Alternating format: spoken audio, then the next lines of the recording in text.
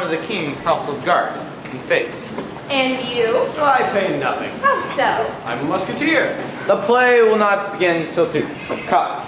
About the foils to pass the time. Here be cards and dice. Let's play. Good, I'm with you. Hey! A hit!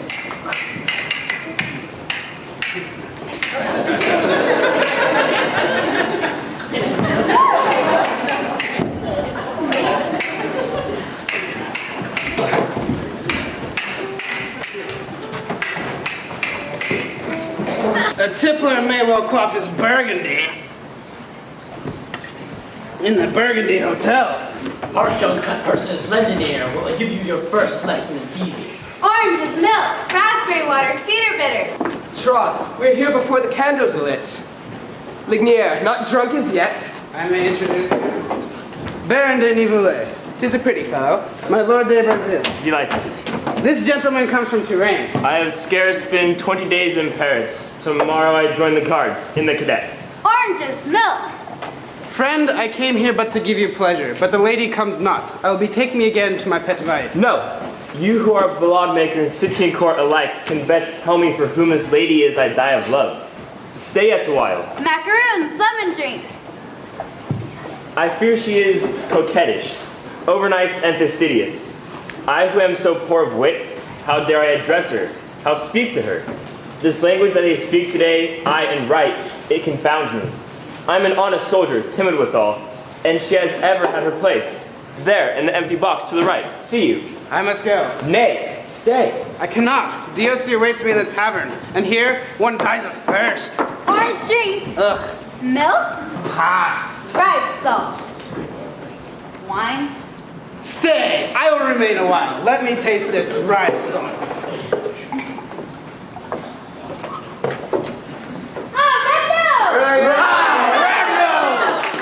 The famous tavern keeper Ragno. Sir, have you seen Monsieur de Cyrano? The pastry cooks of the actors and the poets. You do me too great honor. Nay, True, these people employ me. on credit, he is himself a poet of pretty talent. So they tell me. Mad after poetry. 'Tis true that for a little load You give a tart. Oh, tartlets. Brave fellow, he would fain excuse himself. And for a triolet. Now, you did give an exchange. Some little rolls. They were milk rolls. And as for the theater, which you love, Oh, to distraction. how pay you your tickets, huh? With cakes. Come tell me, what did it cost you? 4 custards and 15 cream puffs. Monsieur de Cyrano is not here. 'Tis strange. Why so? Montfleury Place. Aye, 'tis true the old wine barrel is to take feed in the part tonight. But what matters that to Cyrano? How? Know you not? He's got a hot hate for Montfleury, and so has forbid him to show his face on the stage strictly for 1 month. Well, Montfleury will play. Aye, he cannot hinder that. Oh, that I have come to see. Who is this, Cyrano? A man skilled in all tricks of fence. Is he of any noble birth? Aye, noble enough. He is a cadet in the guards. But 'tis his friend Lebray that can tell you best. Lebray! Aye. Seek you de Bergerac? Aye. I am uneasy. Is it not true he is the strangest of men? True that he is the choicest of earthly fellows. A poet, A soldier, philosopher, a musician. and how fantastic a presence. Mary. 'Twould puzzle even our grim painter from beneath the champagne to portray him. Methinks, whimsical, wild, comical as he is, only Jacques Collot, now dead and gone, had succeeded better, and made of him the maddest fighter of all his visored crew. With his triple-plumed beaver and 6-pointed doublet, the sword point sticking up beneath his mantle. He's prouder than all the fierce artabands of whom Gascony has ever been, and will ever be the prolific alma mater. Above his ruff, he carries a nose. Ah, good my lords, what a nose is his! When one sees it, one is fain to cry aloud, nay, 'Tis too much. He plays a joke on us. Then one laughs, says he will anon take it off. But no, Monsieur de Bergerac always keeps it on. Aye, he keeps it on and cleaves in two any man who dares to remark on it. His sword, 'tis one half of the fate shears. Ah, he will not come. I say he will, and I wager a foul. I'll arrive, you know. Good.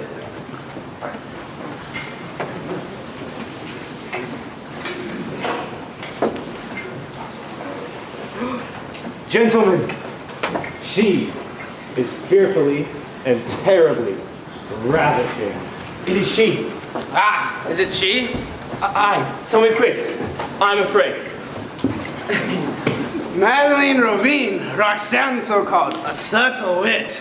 Woe is me.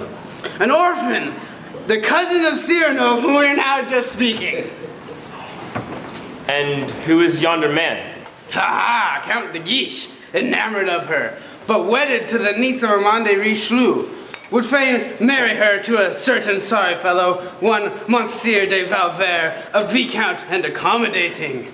But she will none of that bargain. But de Guiche is powerful and can persecute the daughter of a plain untitled gentleman. More by token, I myself have exposed this cunning plan of his to the world in a song which, oh, he must rage at me. The end hit home. Listen, Monsieur de Guiche, he loves the girl. He set the trap to get at her. No, He is... good night.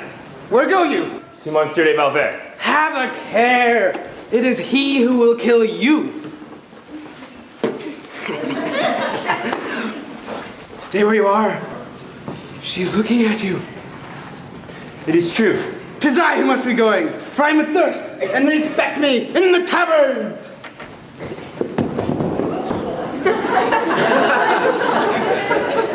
No sign of Cyrano. All the same, the hope is left to me that he has not seen the playbill. Begin!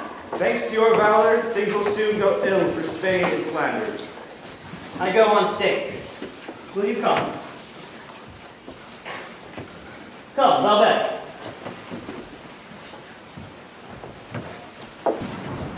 Ah, the Viscount. Full in his face will I throw my... Hey! Oh! I was looking for a glove. And you found a hand. Let me but go and I will tell you a secret. What is it? Lignier, he who has left you. Well? A song he has writ has found offense in high places. 100 men are posted tonight, and I am one of them. 100 men? By whom posted? A secret Oh? of the profession. Where are they posted? At the Port Danelle, on his way homeward, go warn him. Where may I find them? Go around to all the taverns, the Golden Wine Press, the Pine Cone, the Belt Nippers, and leave word at all of them that he should be on his guard. Good. I fly. Ah, the scoundrels. 100 against 1. But to leave her with him. But to save him here, I must. Begin! Montfleury comes on scene? Aye, 'tis he who begins. Cyrano is not here. I've lost my wager. 'Tis all the better.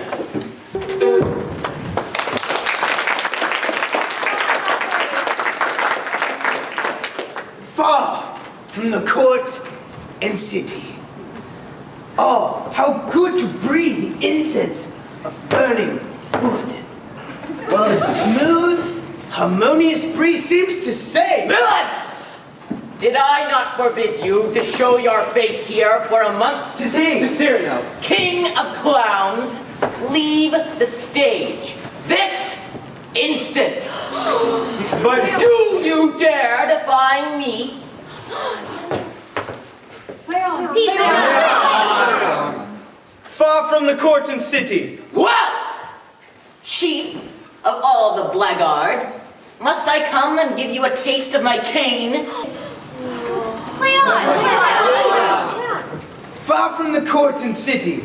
Oh, Off the stage.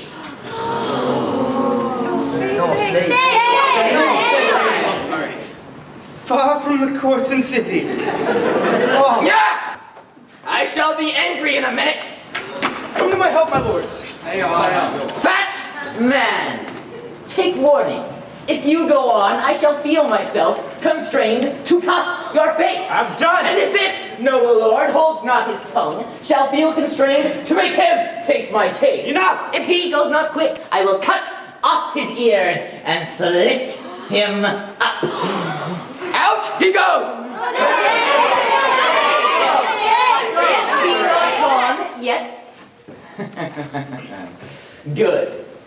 I mount the stage now, buffet-wise, to carve this fine Italian sausage, thus. You outrage the muse by insulting me. If that muse, sir, who incidentally has no idea who you are, could claim acquaintance with you, oh, believe me, she would make you taste her buskin's soul. Play on, Mark Fleury, play on! I pray you have a care. If you go on, my scabbard will soon render up its blade. Off the stage! I order silence all! And challenge the whole audience collectively. I write your names. Approach young heroes here, each in his turn. Now, which of you will come forward? You, sir! No. You! No. The first duelist shall be dispatched by me with honors due. Let all who long for death hold up their hands. Modest? You fear to see my naked blade? Not one name. Not one hand. Good. I proceed. I will clap my hands thus. Full moon. At the third clap, eclipse yourself. One.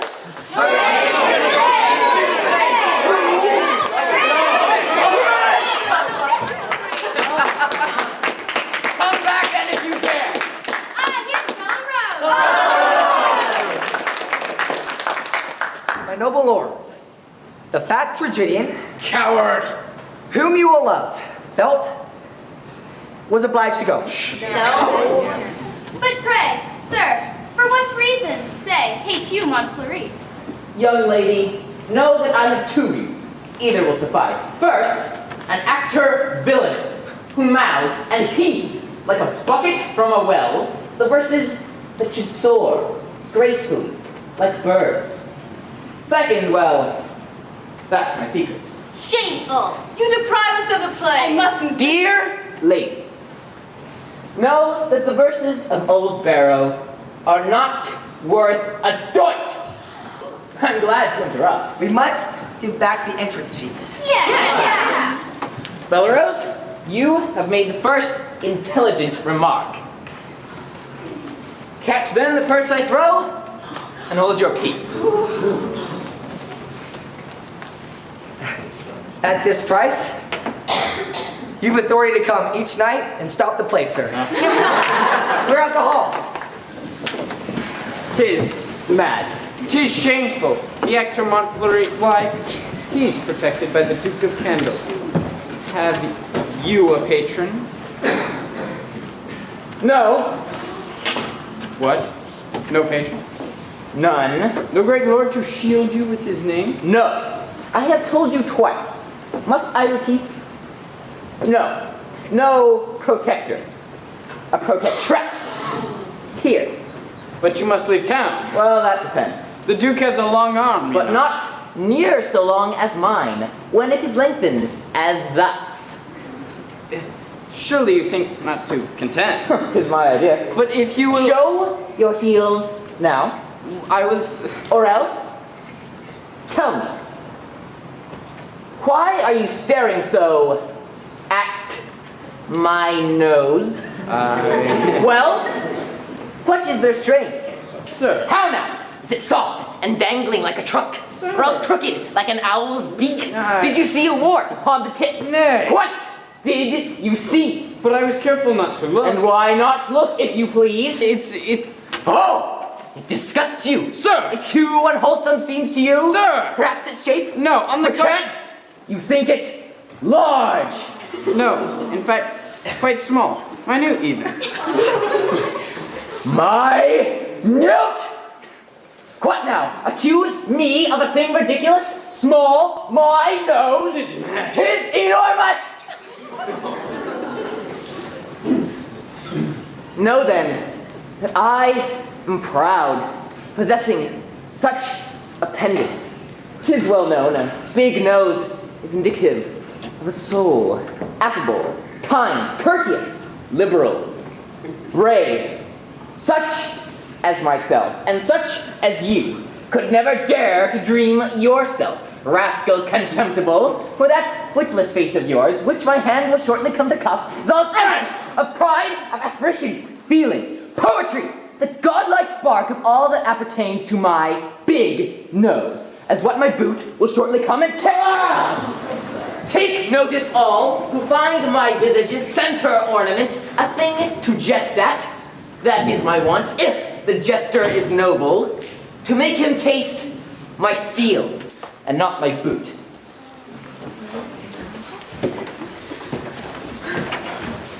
He becomes a nuisance. Swagger. Though no one puts him down. No one? Ha! But wait. I shall treat him to one of my quips. See here. Ah, yes. Your nose is... It is large. Yes.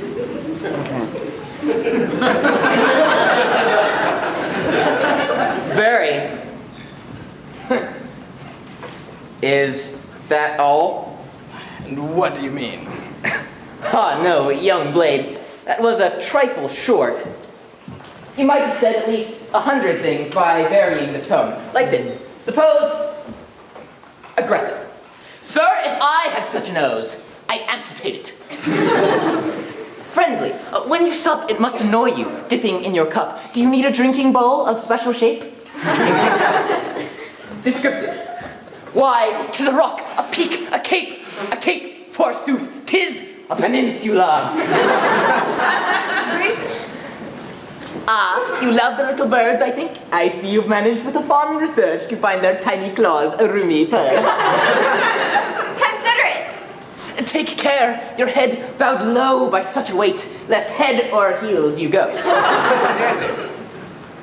Ah, that beast Aristophanes names the Hippocampo-Elephantiles possessed just such a solid lump of flesh and bone beneath his forehead's bump, yeah.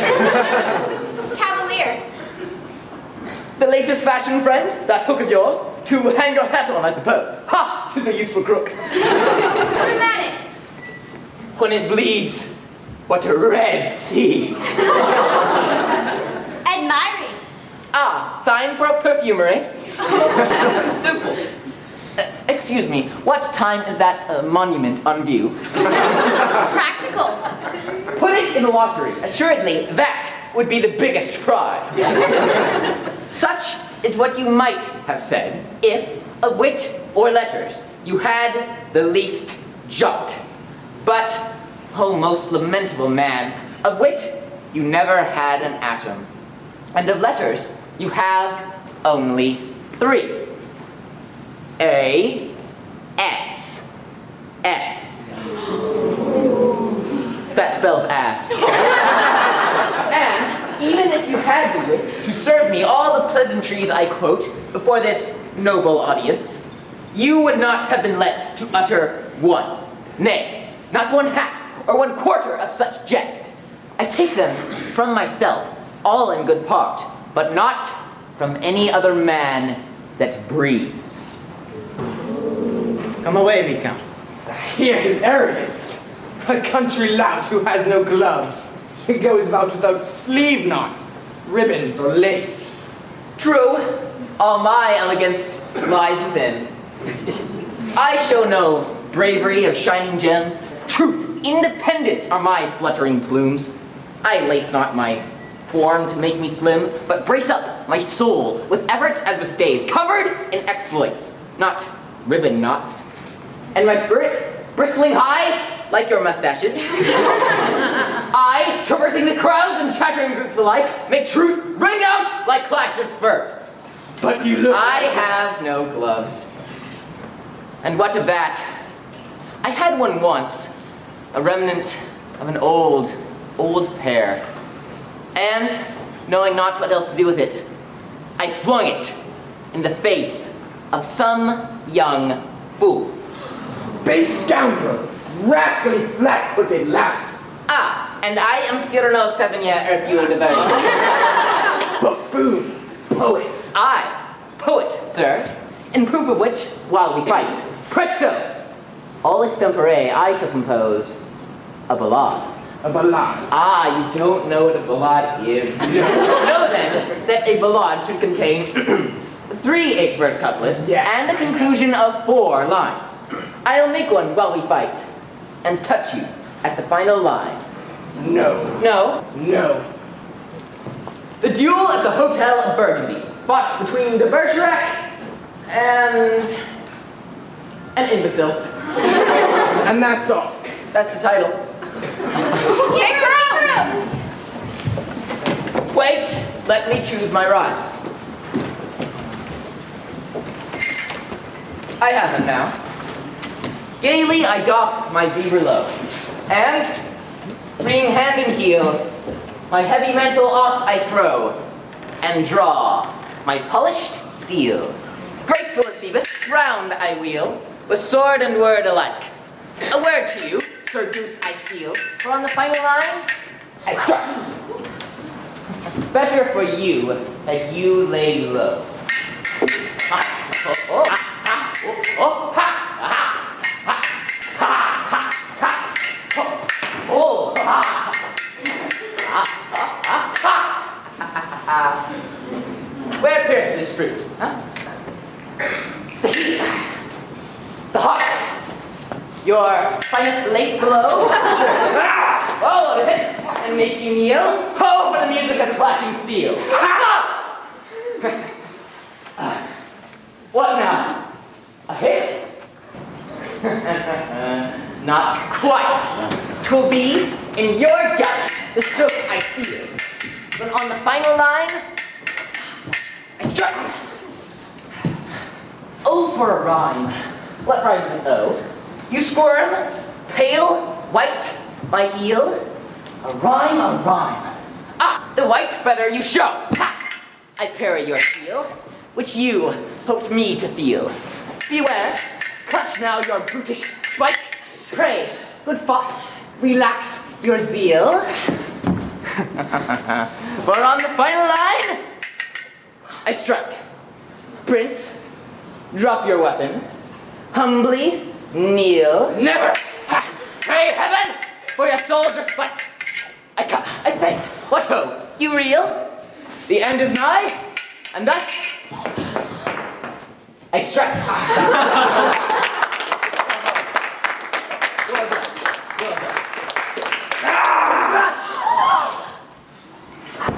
Tis superb! A pretty stroke! Let me congratulate. Quite has passed. There's a hero for you. Sir, permit me. Not to be final. I am a judge, I think. I stamp in faith. Show my admiration. Who was that man? Why, D'Artagnan.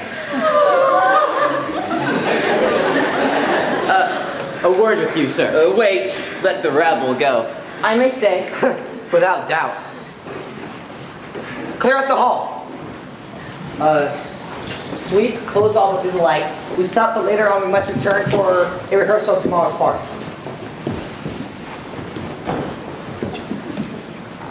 You do not dine, sir. No. Because? Because I have no money. How then? The bag of crowns. Paternal bounty, in the day thou art spent. What foolery. But what a graceful action. Think. Ahem. Sir, my heart mislikes to know you fast. See all you need, serve yourself. my gentle child, although my Gascon pride would else forbid me taking the least bestowal from your hands, my fear of wounding you outweighs that pride, and bids accept a trifle. These few grapes, nay, but this bunch, a glass of water, fair, and half a macaroon. What foolery? Take something else. I take your hand to kiss. Thank you, kind sir. Good night. Now, you talk, I listen. Dinner? Dessert? Wine. And now to table. Ah, I was hungry, friend. Nay, ravenous. Now, you said... These fops would be belligerent, will, if you heed them only, turn your head. Ask any person of good sense if you know the effect of tonight's fine insolence. Oh, enormous. You make too many enemies by far. How many do you think I've made tonight? 40, no less. Count. Mock Fleury first, the bourgeois, de Guiche. Enough. I am overjoyed. But these strange ways, where will they lead you in the end? Explain yourself. I in a labyrinth was lost. Too many paths to choose. So I took... Which? Oh, by far the simplest path. I decided to be admirable in all. Very well. But the motive of your hate to Montfleury. Come, tell me. This Silenus, big-bellied court, still thinks himself a peril, a danger to the love of lovely ladies. And, while he sputters out his actor's part, makes sheep's eyes at their boxes. The goggling frog. I've hated him ever since the evening he dared raise his eyes to hers. Meseemed I saw a slug crawl slavering where a flower's petals. How now? What? Can it be? That I may love? I love. But who is it? May I know? Come now, bethink you. The fond hope of being beloved, even by some poor, graceless lady, is by this nose of mine, for I bereft of me. This lengthy nose, which, go wherever I will, pokes yet a quarter mile ahead of me. But I may love. And who? 'Tis the fate's decree I love the fairest. How were it otherwise? The fairest? Aye, the fairest of the world. Most brilliant, most refined, most golden-haired. Who is this lady? She's a danger mortal, all unsuspicious, full of charms unconscious, like a sweet, perfumed rose. A snare of nature, within whose petals Cupid lurks in ambush. He who has seen her smile has seen perfection, instilling into trifles grace's essence, divinity in every careless gesture. Sapristi, all is clear. Oh, as spider webs. 'Tis your cousin, Madeline Robin, Roxanne. Well, but so much the better. She saw your triumph here this very night. Look well at me and tell me, with what hope this vile protuberance can instill my heart. I do not lull me with illusions, but at times I'm weak. In the evening hours dim, I enter some fair, pleasant, perfume sweet. With this poor, ugly devil of a nose, I scent spring's essence.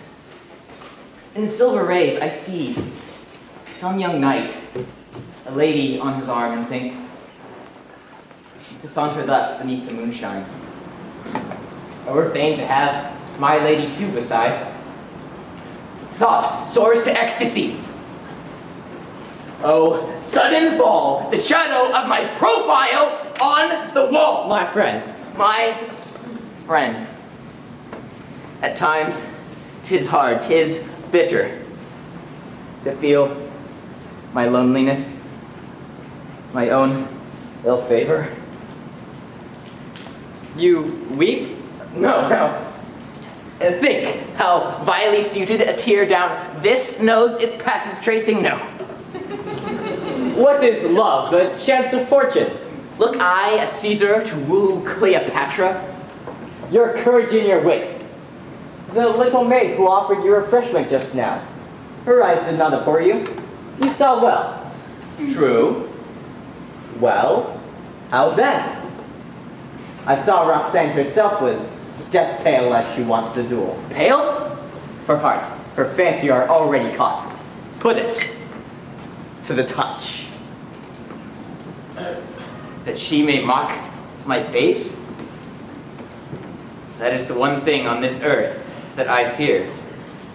Sir, someone asked for you. Her duenna. Good evening. I was bid ask if a certain lady could see her valiant cousin, but in secret. See me? Aye, sir. She has somewhat to tell. Somewhat. Aye, private matters. Ah, Tomorrow, at early blush of dawn, we go to hear Mass at St. Roch. ah. After, what place for a few minutes speech?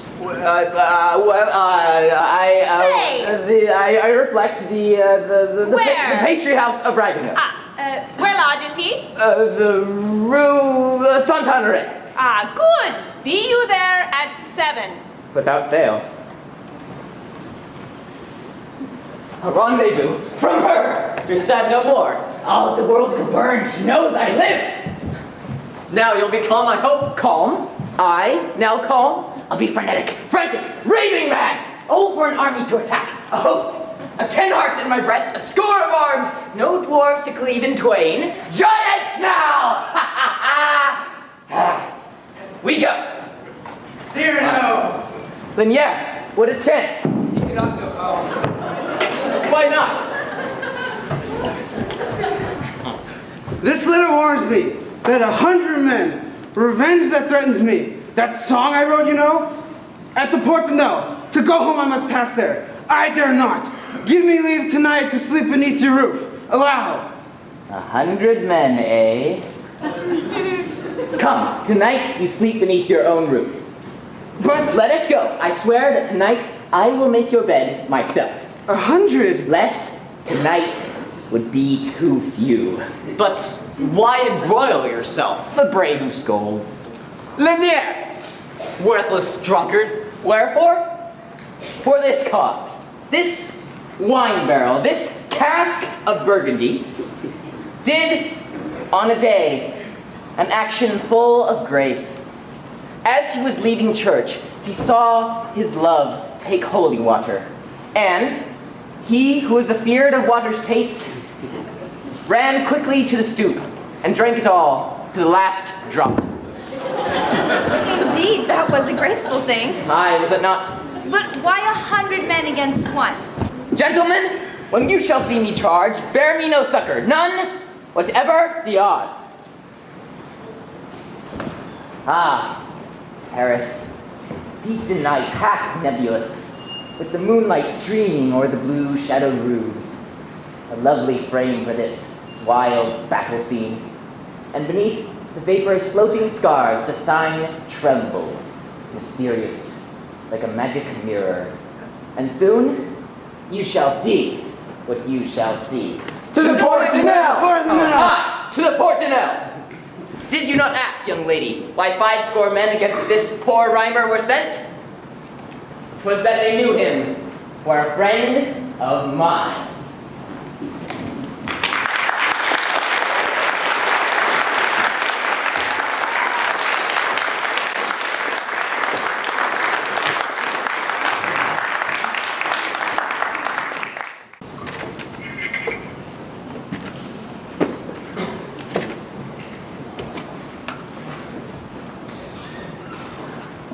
Fruits in nougat.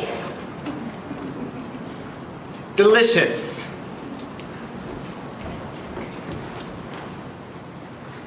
Custard. Delectable.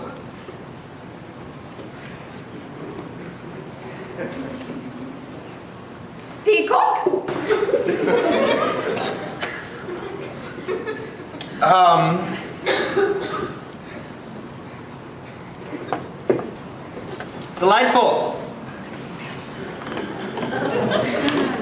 Aurora's silver rays begin even now to glint upon the copper pans.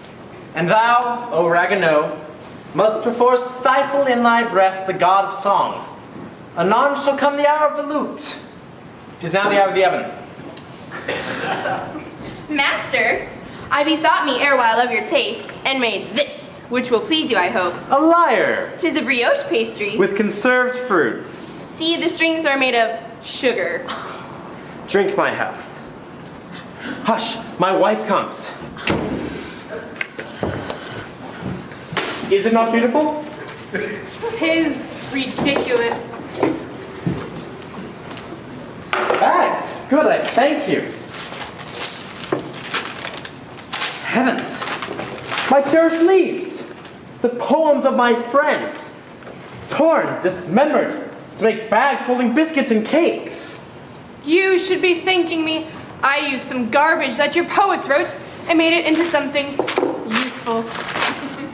Groveling ant, insult not the divine grasshoppers, the sweet singers. Before you were a sworn comrade of that crew, my friend, you did not call your wife a groveling ant.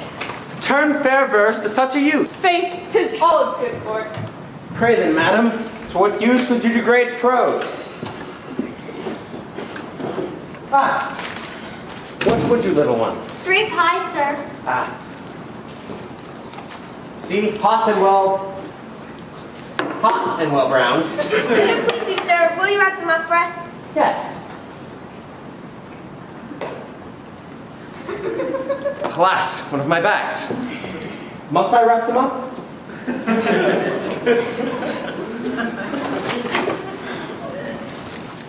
The gold-locked Phoebus. Not that one. Ulysses thus on leaving fair Penelope. Not that one. Are you dallying for? The sonnet to Phyllis. Which is a hard one to part with. By good luck, he has made up his mind. Yes, children, render me back the sonnet to Phyllis, the bag, and you shall have 6 pies instead of 3.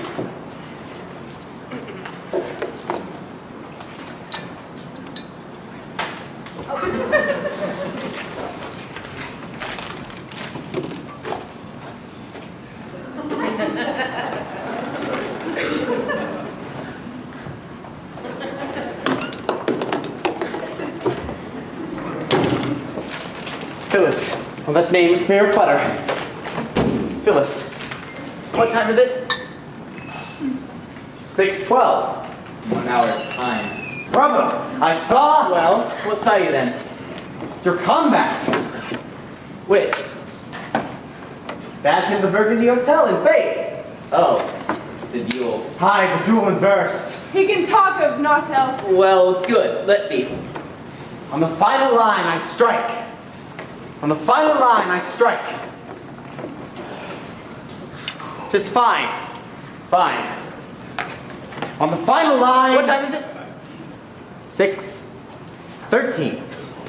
I strike. Oh, to write a ballade. What's wrong with your hand? Nothing. A slight cut. Have you been in some danger? None in the world. Methinks you speak not the truth in saying that.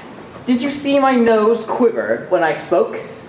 Methinks it must have been a monstrous lie that should move it. I await someone here. Prithee, go aside. Disturb us for nothing, even for the crack of doom. But 'tis impossible. My poets are coming. Aye, for their first meal of the day. Prithee, take them aside when I sign thee to do so. Good day.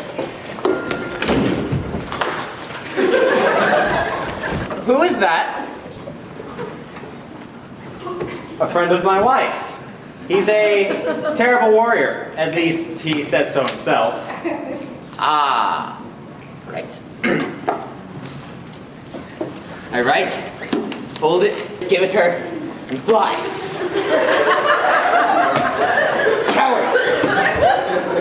strike me dead if I should dare to speak to her.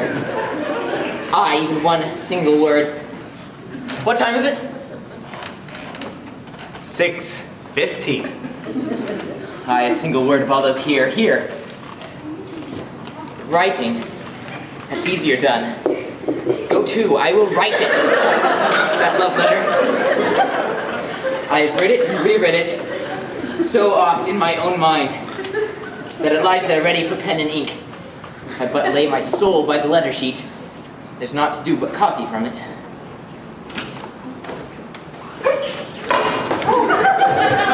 Here they come, your mud-bespattered giants. Ah, brother in arms! Dear brother, High-soaring eagle among pastry cooks. Mary, it smells good here in your eyrie. Thank you. 'Tis at Phoebus' own raise that thy roasts turn. Apollo among master cooks. How quick a man feels a disease among them. We were stayed by the mob. They are crowded all round the Port Danelle. 8 bleeding, bringing carcasses through the pavers there. All sit open as sword gashes. 8? I thought 7.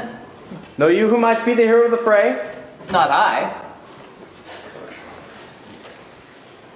And you? No, you? Maybe. 'Twas one man, they all say. I swear it. One man who single-handed put the whole band to the rout. Eyes. 'Twas a strange sight. Pikes and cudgels Aye. stood thick upon the Lips. ground. And they were picking up hats all the way to the When Plido of Frederick. I see thee 'Twas a coming, parlous, fearsome giant that was the fear author of such who exploits. worships thee. What hast rhymed of late, Time Ragueneau? since I I have put a recipe into verse. Go to. Let us hear 3 verses. A recipe in verse. How almond tartlets are made. Beat your eggs up, light and quick, froth them thick. Mingle with them while you beat, juice of lemon, essence fine. Then combine burst of milk almond sweet. Nick and dint round its edge with skillful fingerprint, and then in its little dainty bed your cream shed.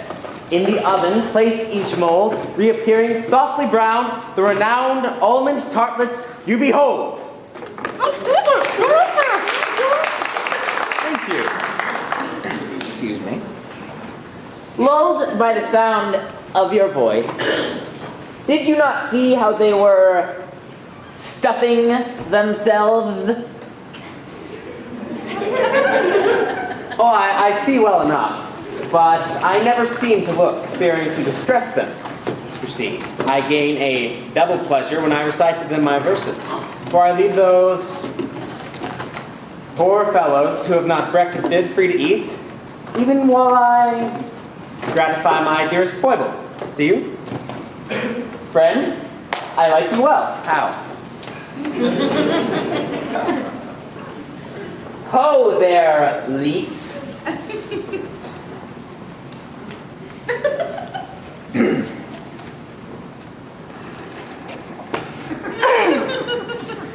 So, this fine young captain is laying siege to you? With one haughty glance of my eye can conquer any man that should dare aught against my virtue. Conquering eyes, methinks, are oft conquered eyes. But no- I like Ragueneau well, and so, mark me, Dame Lise. I permit not that he be made a laughingstock by any. A word to the wise. Oh.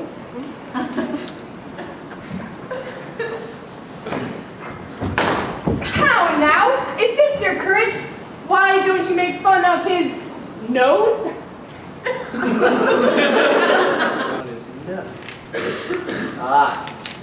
His nose.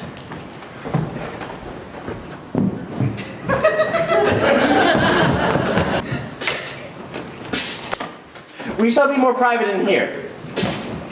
To read poetry, 'tis better there. What? And leave the cakes? Never. Let's take them with us. I see. Faintest glimmer of hope.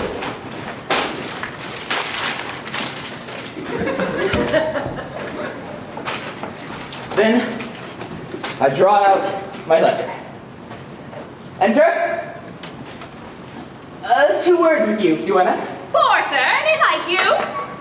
Are you fond of sweet things? I could eat myself sick on them. See you this sonnet of Monsieur de Bergerac, Eh, which I fill for you with cakes. eh. Stay. Love you that little cake they call puff. It's made with cream, sir. I love them passing well. Here are some for your eating. Love you hotcakes? Aye, to the core of my heart. Pleasure me then. And eat all of these out in the street. What? And come not back until the very last cake be eaten.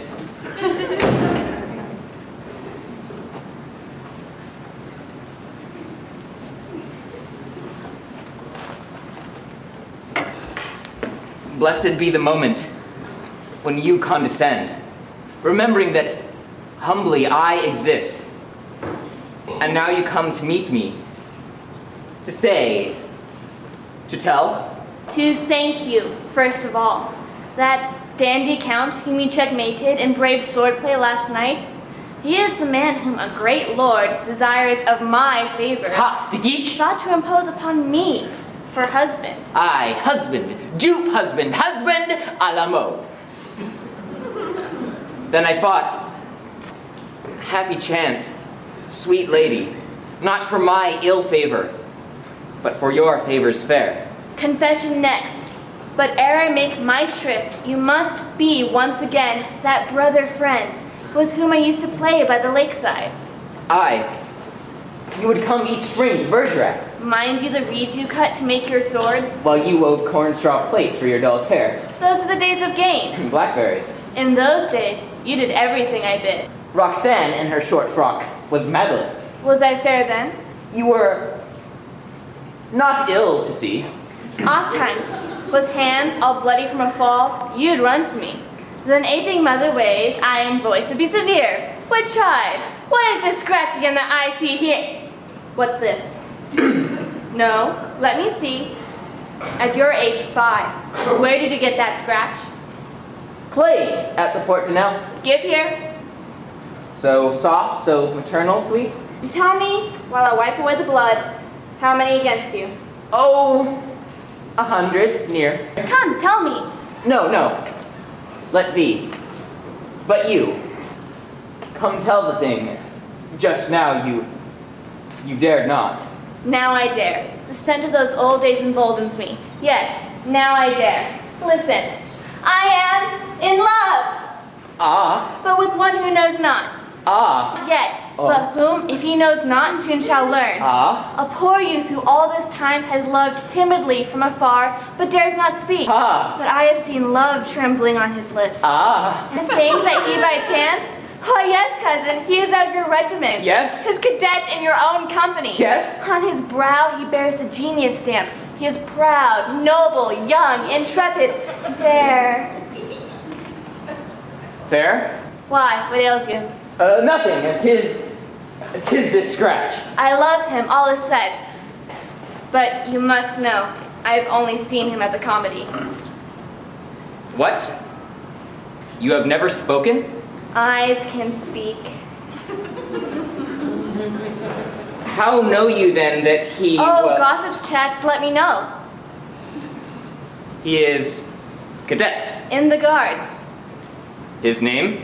Baron Christian de Neuvillette. How now? He is not of the guards. Today he is to join your ranks under Captain Carbon de Castelgelou. Ah, how quick the heart has flown. But my poor child, Cakes are eaten, Monsieur de Bergerac. Then read the verses printed on the backs.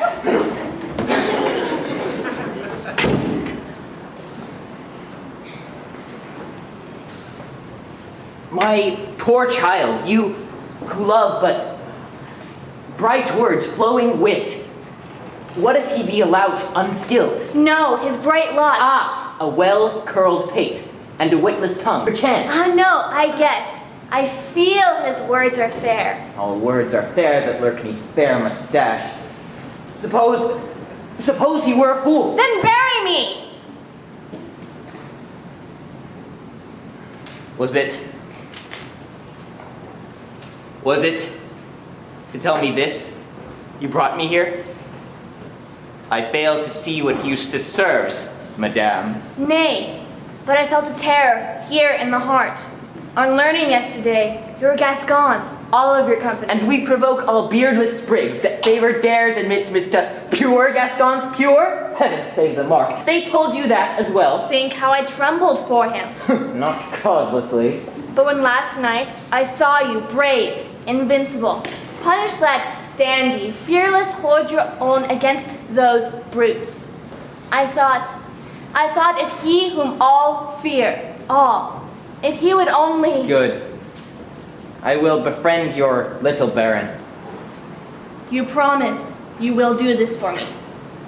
I've always held you as a tender friend. Then you will be his friend. I swear. And he shall fight no duels. Promise. None. You're a kind cousin. Now I must be gone. You haven't told me of your last night's fray. Oh, but it must have been a hero's fight. Well, all Bid him alone to right. How good you are. Yes. 100 men against you. Now farewell. We are great friends. Yes. Oh, bid him right. He'll tell me all one day. 100 men. Brave. How brave. I have fought better since. Can we come in? Yes.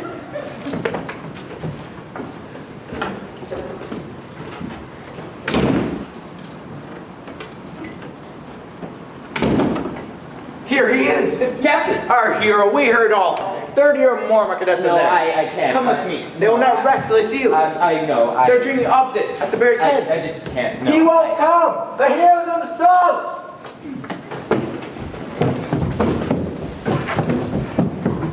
Are you all from Gascony, sirs? Oh! Bravo! Baron? Vivat! Baron? Come. I must embrace you. Baron! Embrace him. All in turn. Baron! I beg! Baron! Are you all barons? Aye, everyone! There's a crazy mob led by the men who followed you last night. What? Have you told them where to find me? Yes? And Roxanne? Hush!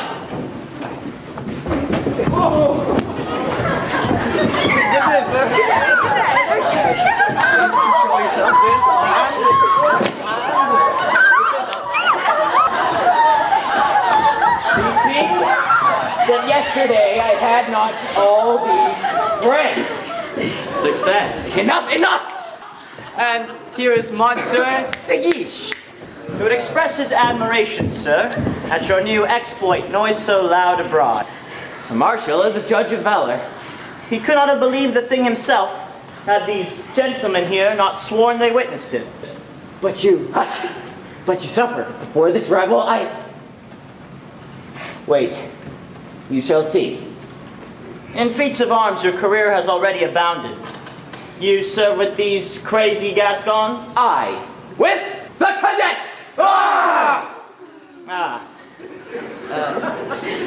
These gentlemen of Hakimi, are they the famous? Cyrano!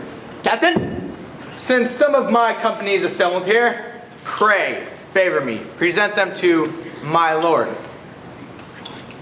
My lord de Guiche, permit that I present the bold cadets of Gascony, of Carbon de Castelgelou, barolling and swaggering boastfully, the bold cadets of Gascony.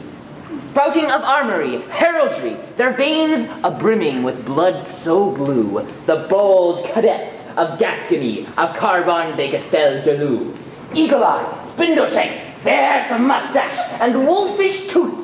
Slash the rabble, scatter their ranks, eagle eye and spindle shanks, with a flaming feather that gaily pranks, while hiding the holes in their hats, forsooth. A poet. 'Tis the fashion of the hour. Will you be mine? No, sir. No man's. Your fancy the other night pleased my Uncle Richelieu. I'll gladly say a word to him for you. Great heavens. I imagine you've rhymed 5 acts or so? Your play. You're a griffin. You'll see it staged at last. Take it to him. In sooth, I would. He is a critic skilled. I imagine he may alter a line or 2 at the most. Impossible. My blood congeals at the thought that another hand should change a comma's dot. But sir, when a verse appeals itself to him, he pays it dearly. He pays not so dear as I myself. When a verse pleases me, I pay myself and sing it to myself. You are proud. Really? You've noticed that? See, Cyrano, this morning on the quay, what strange bright feathered game we caught. The hats of the fugitives! Aye! He who laid that ambush must curse and swear. Who was it? I, myself, I charge them with work too dirty for my sword, to punish and chastise a drunken poet. What do with them?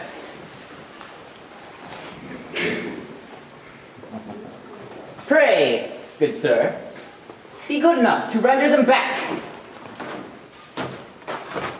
to your friends. My carriage, quick, I go. And as to you, Sirrah, have you read Don Quixote? Aye, and I doff my hat at the mad knight-errant's name. I counsel you to study the windmill chapter. Ah, chapter 13. For when one tilts against windmills, it may perchance Tilt I against those who change with every breeze, that windmill sails may sweep you down into the mire. or upward to the stars.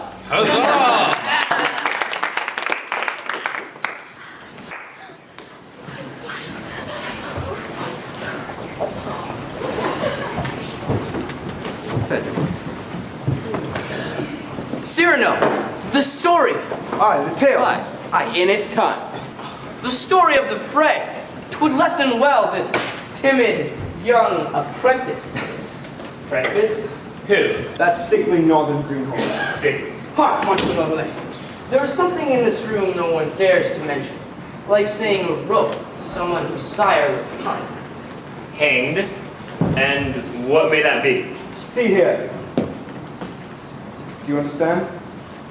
Oh, 'tis his Oh, hush. Never breathe that word unless you reckon with him yonder. He put 2 snuffling men to death, solely for the reason they spoke through their nose. And if you would not perish in, O flower of youth, mention not that fatal cartilage. A word, a gesture for the indiscreet. His handkerchief may soon prove his wounding sheet. Captain, Sir? pray, what skills it best to do to southerners who swagger? Give them proof that one may be a northerner, yet brave. I thank you. Cyrano, the tail! Aye, the tail. The tail? Yeah. Well, all alone I went to meet the band. The night was inky black, and all the quays were hidden in the murky dark. Gadzooks! One could see nothing further. Then one knows? What? No. Who on earth is that? 'Tis a man who joined today. Today, eh? Yes, his name is Baron de Nouvelet.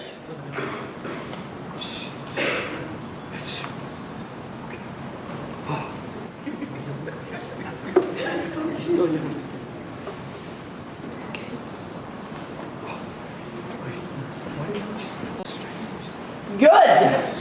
It is well. What said I? That it was dark. I said sorry. On I went, thinking, for some knavish cause, I may provoke some great man, some great prince, who surely could break My nose. teeth.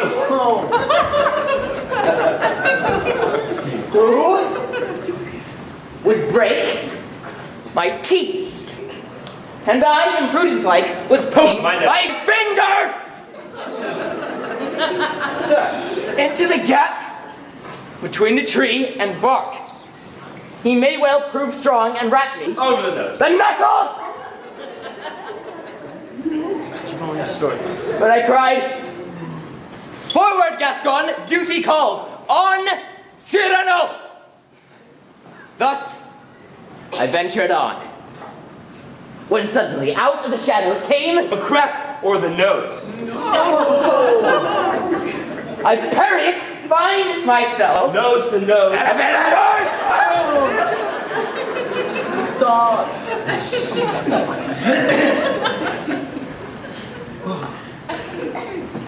With 100 rolling sots who stank a noseful. Onions, brandy cups. I leapt out head well down, nosing the wind. I charged, gore to impale one, run him through. One comes at me, pap, and I parry. Out! All of you! Everyone out! Leave me alone, man!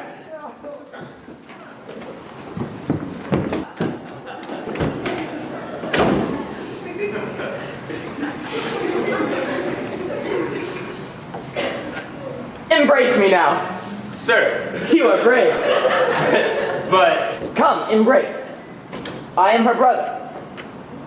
Whose brother? Hers in faith. Roxanne's. Oh, heavens. Her brother? Cousin, brother, same thing.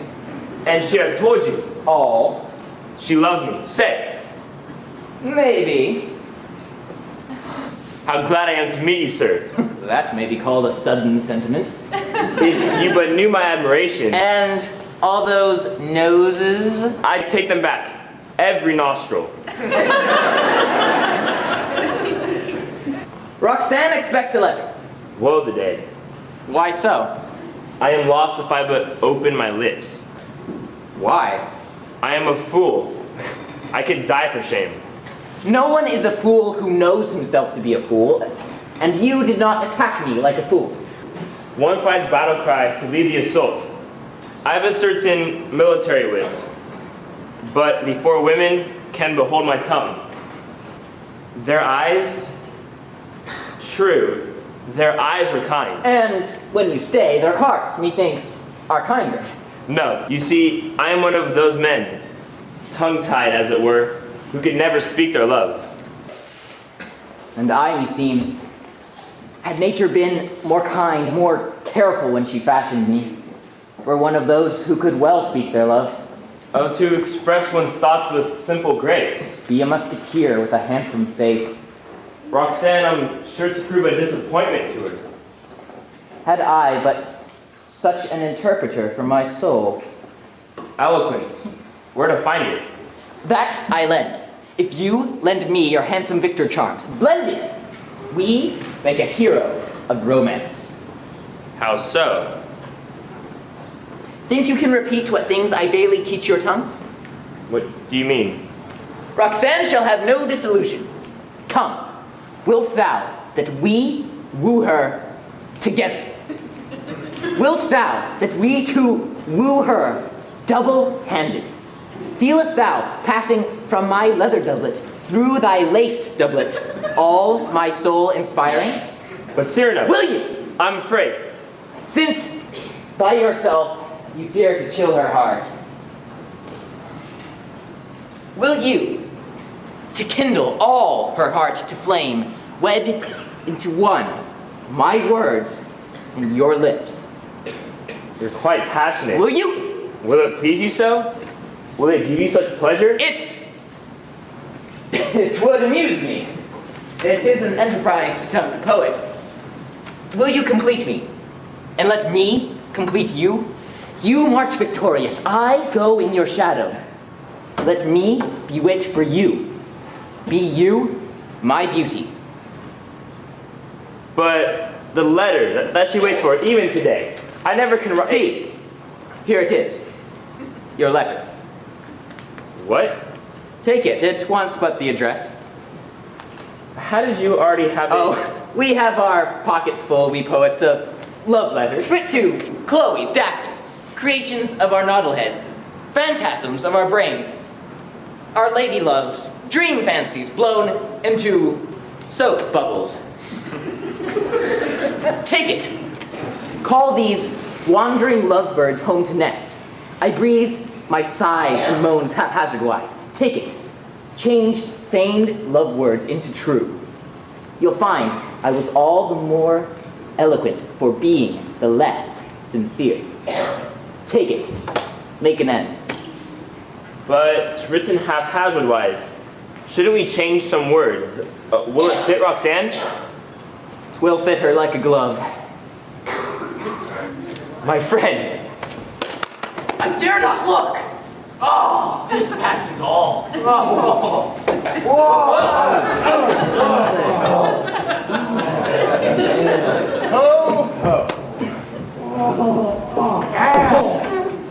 Our demon has become a saint. Struck one nostril but turns the other. We may henceforth speak about his nose. See, here, Elise. Oh, what is that stench? You, sir, no doubt have sniffed it up. Tell me, what is that stench I notice here? Clove heads. Mommy!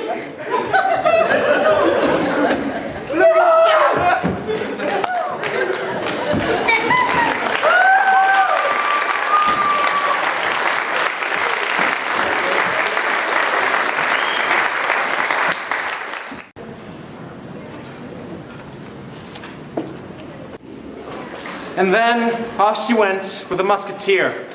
Deserted and ruined too. I would have made an end of all, and so hung myself. But my last breath was drawn. Monsieur Cyrano comes in, he cuts me down, and begs his cousin to take me for her steward. And how came it about that you were thus ruined? Oh, Lise loved the warriors, and I love the poets. What cakes there were left behind by Apollo were quickly snapped up by Mars. Thus, ruin wasn't long in coming. Roxanne, are you ready? They wait for us. I will, but let me put me on a cloak. They wait us there opposite at Clomeyer's house. The precocious and the poets. They read a discourse on the tender passion. The tender passion? Aye, indeed. Roxanne, and you not come down quickly, we shall miss the discourse on the tender passion. I come.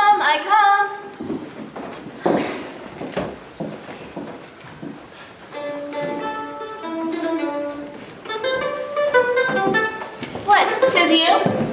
'Tis I who come to serenade your lilies and pay my devoir to your roses. I will come down. Who comes this virtuoso here? 'Tis a bet I won of D'Soucy. We were debating a point of weak grammar. Contradiction raged hotly. 'Tis so. No, 'tis so. When suddenly he shows me this Longshanks, who is skillful at scratching lute strings with his skinny claws. I'll wager you a day's music, says he, and promptly lost it. Go, serenade Montfleury, play a dance to him. I have come to ask Roxanne whether play for a long time. Play out of tune.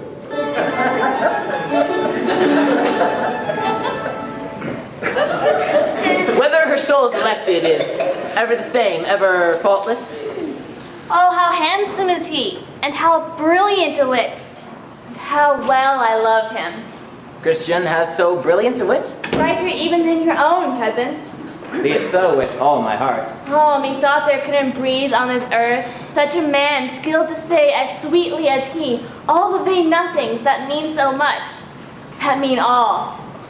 At times, his mind seems far away. The muse says not, and then pressed out, he speaks, bewitchingly, enchantingly. No.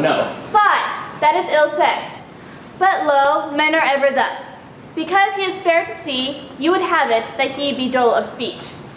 He hath an eloquent tongue in telling his love? In telling his love, why, 'tis not simple telling. 'Tis dissertation. 'Tis analysis. How is he with the pen? Still better. Listen. The more of my poor heart you take, the larger grows my heart. How likely those lines? And since some target I must show for Cupid's cruel dart, if mine own you deign to keep, then give me your sweet heart. First he has too much, then anon not enough. How much heart does the fellow want? You would bet to saint, but lo, 'tis your jealousy. What mean you? I, your poet's jealousy.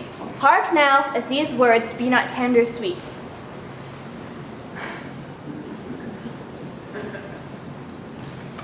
My heart to yours sounds but one cry. If kisses fast could flee by letter, then with your sweet lips my letters red should be. If kisses could be writ with ink, if kisses fast could flee. Those last lines are paltry enough. And this? Then you have all his letters by heart? Every one of them. By all oaths that can be sworn. 'Tis flattering. They are the lines of a master. Come, master? Aye, I say it, a master. Good, be it so. Here comes Monsieur de Guiche. And with you, 'twere best he see you not, if I put him on the scent. I, of my own dear secret, he loves me and is powerful, and if he knew, then all were lost. Marry, you could well deal a death blow to my love. Good, good.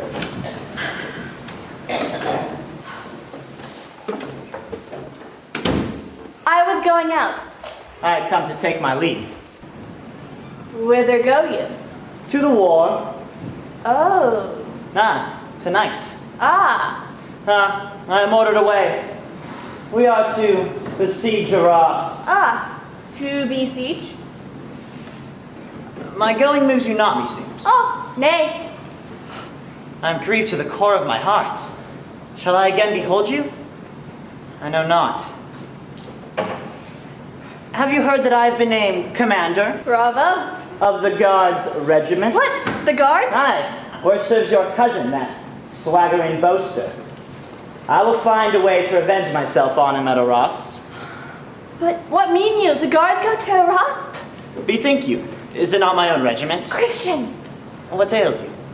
Oh, I am in despair. The man one loves at the war. You say such sweet words to me. And for the first time. Oh, but just when I must quit you. Thus you would fain revenge your grudge against my cousin? Is my fair lady on his side? Nay, against him. How often do you see him? But very rarely. He is ever to be found now in the company of one of the cadets. One Denivelle. Of high stature? Dark hair. Brown. Handsome. But dorothy. One would think so to look at him. How mean you to play revenge on Cyrano? Perhaps you think to put him in the thick of the shots. Nay, believe me, that were a poor vengeance. He would love such a post better than aught else. I know a way to wound his pride far more keenly. What then? Tell. If, when the regiment marched to Arras, he were left here with his beloved boon companions, the cadets, to sit with crossed arms so long as the war lasted. Therein lies your method. Would you enrage a man of his kind, cheat him of his chance at mortal danger, and you punish him right fiercely? Oh, woman. Woman! Who but a woman e'er devised so subtle a trick? See you how he will eat out his heart, while his companions gnaw their thick fists for that they are deprived of the battle. So are you best avenged. You love me then? A little? I would fain, Roxanne, seeing you thus espouse my cause, believe it a proof of love? 'Tis a proof of love. Here are the marching orders. They'll be sent immediately to each company, except this one. This, 'tis that of the cadets. Cyrano, his love of battle. So you can't play tricks on people. You, Of all ladies. Sometimes. Oh, how I love you. To distraction, listen. True, I ought to start. But how can I leave you now, when I feel your heart is touched? Nearby, in the Rue d'Orléans, is a convent, founded by Father Athanasius, cynic of the Capuchins. It is he who serves my Uncle Richelieu. Now, true, no layman may enter the convent, but I can settle that with the dear fathers. Their habit sleeves are wide enough to hide me in. And since they serve my Uncle Richelieu, they, having respect for him, have fear for me. All will deem you gone. I will come to you, masked. Give me leave but to wait till tomorrow, sweet lady fanciful. But if this be rumored, your glory. Bah! But the siege, Arras. And 'twill take its chance. Grant but permission. No. Give me leave. It were my duty to forbid you. Ah! You must go. I would have you heroic. Antoine. Oh, heavenly word. And you love them? Him for whom I trembled. Ah. I go. Are you content? Yes, my friend. Adieu. Yes, my friend. Not a word of what I have done. Cyrano will never pardon me for stealing his fighting from him. Cousin! We're going to Kamaya's house. If Christian comes, as I feel sure he will, bid him wait here for us. Wait. What mean you to question him on, as is your wont, tonight? Well, say. But you will be mute. Mute as a fish. I will not question him at all, but say, give rein to your fancy. Prepare not your speeches, but say the words as they come. Speak to me of love, and speak splendidly. Very good. But secret. Secret. Not a word. 1,000 thanks. Lest he prepare himself. The devil. No, no. Secret.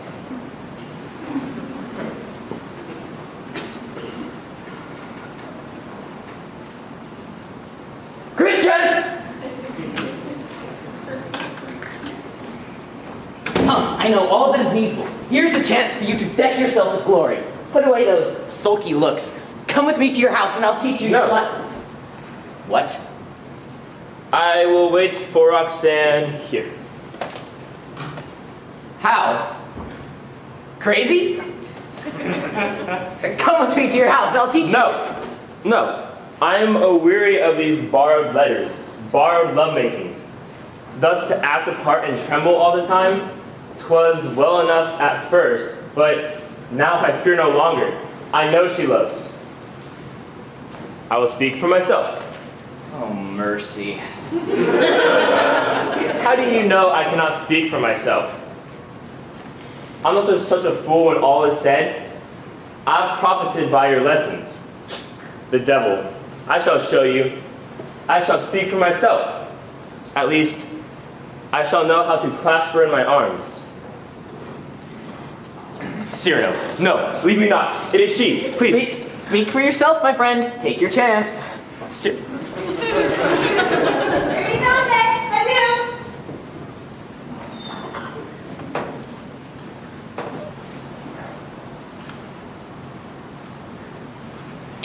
We missed the discourse of the tender passion. You. Evening falls. Let's sit. You speak. I listen.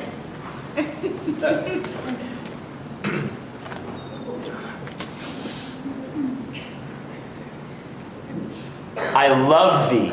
I speak to me of love. I love thee. That's the theme. Vary it. Vary it. I love you so. Oh, without doubt. And then? And then I should be oh so glad if you were to love me. Say it, Sir Roxanne. I asked for cream and you give me gruel. Say how love possesses you. Oh, utterly. Come, and not those tangled sentiments. Your throats I'd kiss it. Christian! I love thee. Again! No. No. I love thee not. 'Tis well. I adore thee. Ugh. Grown stupid. Aye, and that displeases me, almost as much as if you were to grow ill-favored. Sam. Rally a poor eloquence that's flown. I love... You love me? I know, I do. Roxanne, I will tell you that That you adore me? I've heard it very oft. No, go away. Roxanne, I will tell you that... In faith, 'tis successful. Come to my aid. Not I. I shall die unless at once I win back her favor. And how can I at once, in the devil's name, lessen you... She is there. Her window. Oh, I shall die. Speak lower. I shall die. The night is dark. Well? All can be repaired, though you merit not. Stand there, poor wretch, fronting the balcony. I'll go beneath and prompt your words to you. Ho! Hush! I played the serenade which you bade to Montfleury. Go there, lurk in ambush at the street corner. Over there. If the passerby should hear intrude, play you a tune. What tune? Gay if a woman comes, for a man, sad. Call her. Roxanne. Some pebbles. Wait a while. Who calls me? I. Who's that? Christian. Oh, you? I would speak with you. Good. Speak soft. Speak low. No, you speak stupidly. Pity. No, you love me no more. You say. You say. Great heaven. Great heaven. I love no more. I love no more. When I love more and more. Hold. 'Tis a trifle better. Aye, a trifle. Love grew apace. Love grew apace. Love grew apace. Rocked by the anxious beating. Rocked by the anxious beating. Of this poor heart. Of this poor heart. Which the cruel wanton boy. Which the cruel wanton boy. Took for a cradle. Took for a cradle. That is better. But, and if you deem that Cupid be so cruel, oughtn't you to have stifled baby love in its cradle? Ah, madame. Ah, madame. I assay. I assay. But all in vain. But all in vain. This newborn babe. This newborn is a babe. Young Hercules. Is a young Hercules. Still better. Thus he strangled. Thus he strangled in my heart. The serpent's twain. The serpent's twain. Pride. Of pride. Doubt. And doubt. That is well said. But why so hesitating? Has mental palsy seized upon your faculty imaginative? Give place. This wax is critical. Tonight your words are hesitating.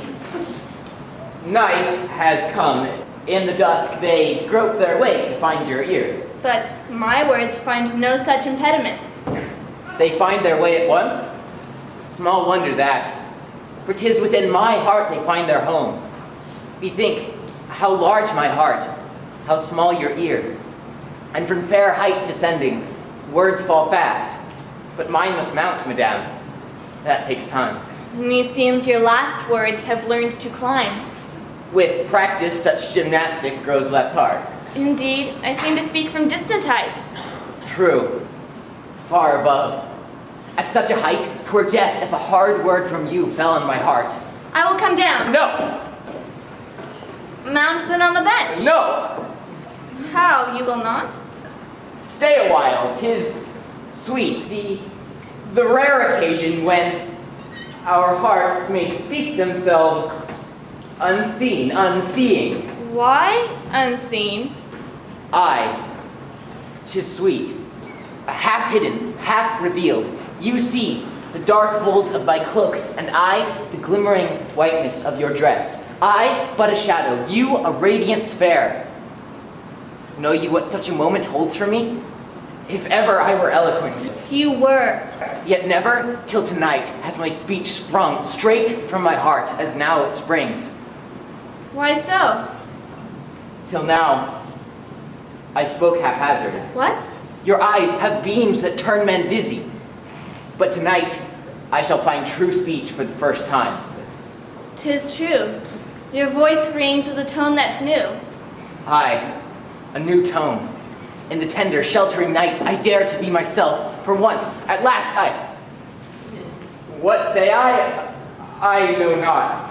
Oh, pardon me, it thrills me, 'tis so sweet, so novel. How so novel? To be at last sincere. Till now, my chilled heart, fearing to be mocked. Mocked? And for what? For its mad beating. My heart has clothed itself with witty words to shroud itself from curious eyes. Impelled at times to aim at a star. I stay my hand, and fearing ridicule, cull a wildflower. A wildflower sweet. But tonight, the star. Oh, never have you spoken thus before. If, leaving Cupid's arrows, quivers, torches, we turn to seek for sweeter, fresher things. But wit?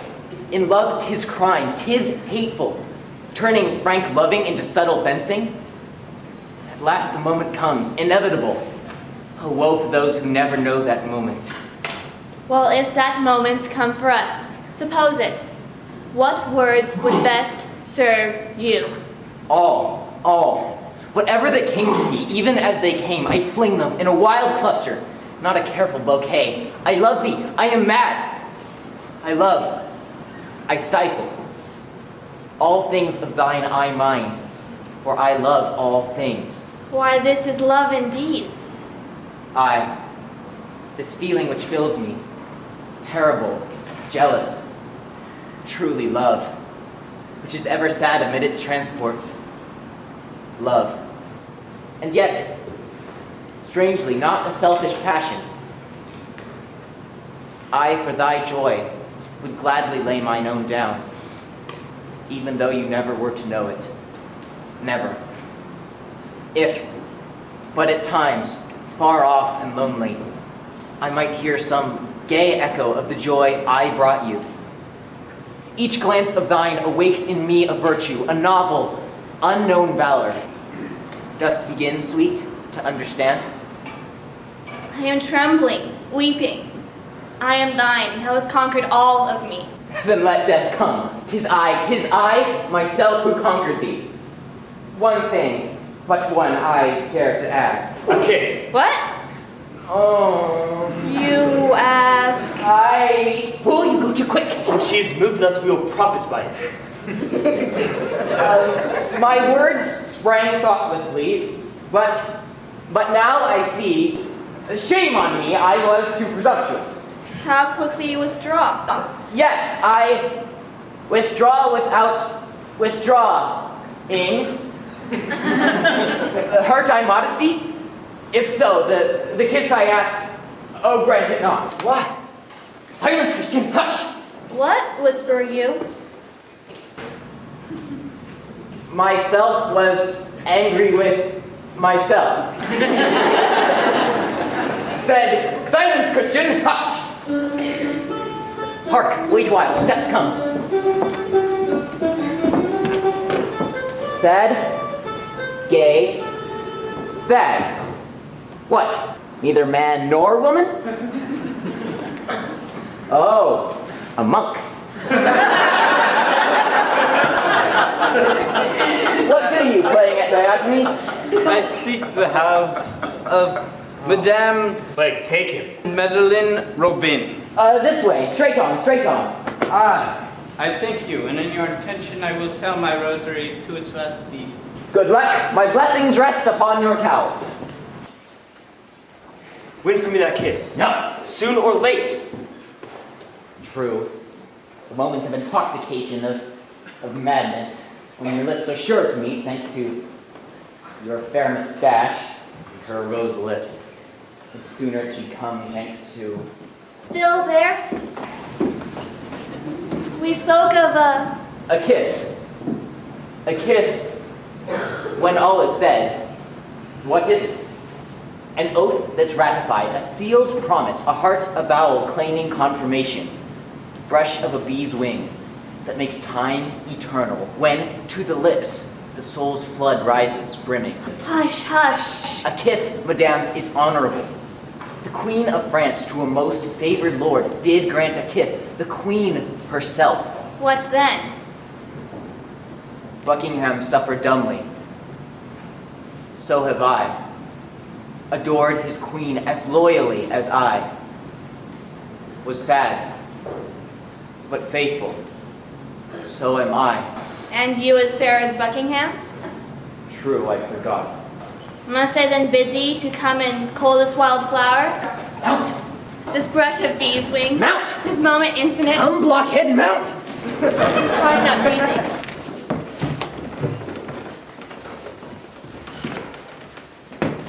Rostand.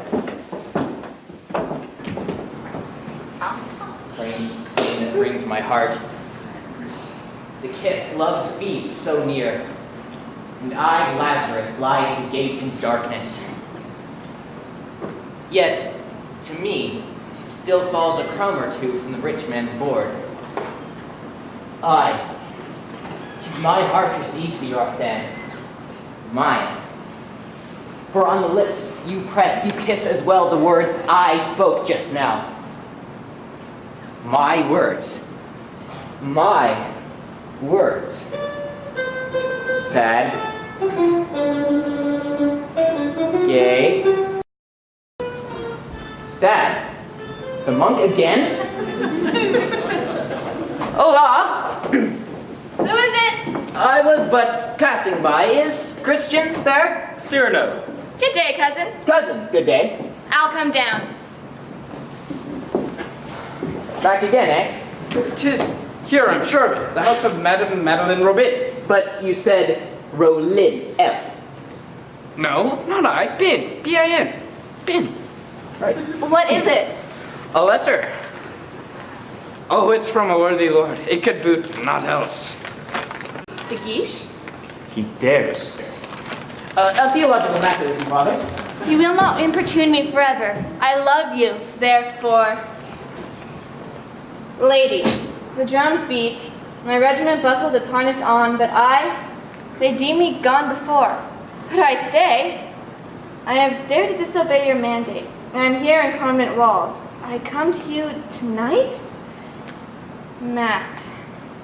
By this poor monk, a simple fool who knows not what he bears, I send this missive to apprise your ear.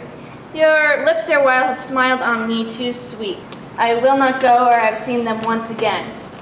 I would be private, send away each soul. Receive alone him whose great boldness you have deigned, I hope, to pardon ere he asks. From him who remains your, etc. Father! Yeah? This is the matter of the letter. Lady, the cardinal's wish is law, albeit too unwelcome. For this reason, we send these lines to your fair ear addressed by a holy man, discreet, intelligent. It is our will that you receive from him this very night in your own house the marriage benediction. Unknown to all the world, Christian is become your husband. Him we send. He is abhorrent to your choice, let be, and this obedience will be by heaven well recompensed. Receive all assurances of respect from him who remains your humble and obliged, etc. Am I not apt at reading letters? Tis you?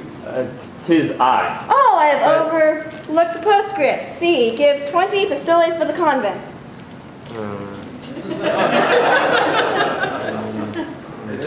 Okay. Do you submit? I submit. All right. Oh, keep Give the the Guiche lucky at bay. man. He will be here. Let him not enter till... I understand. What time needs you to tie the marriage knot? About a quarter of an hour. Go, I say. Come. Now, how to detain De Guiche so long? Aha! I have my plan. It's not too... Aye? A man! It's a man this time! I'll shake this atmosphere. What can that cursed friar be about? The devil, if he knows my voice. See it there? This is dim. This mask, it hinders me.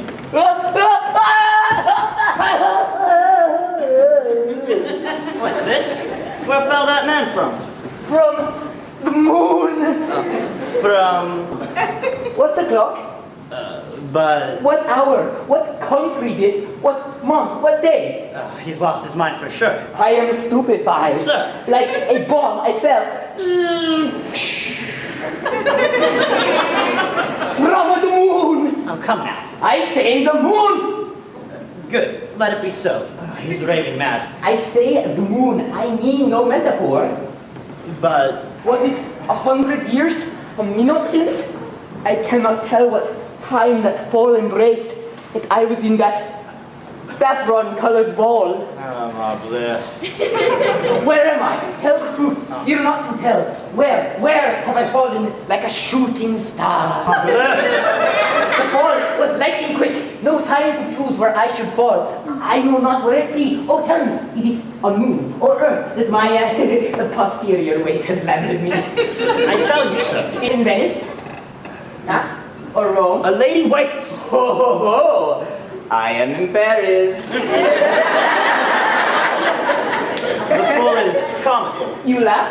I laugh, but would fain get by. I have shot back to Paris. My eyes still full of stardust. On my doublet? Ah, a comet's hair.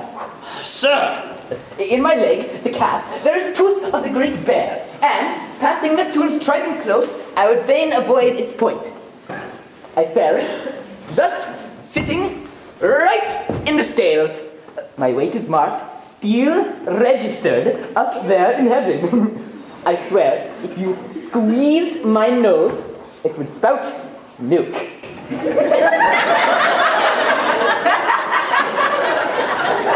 Milk. From the Milky Way. Come now, make an end. I need to get... Oh, you are sly. Sir.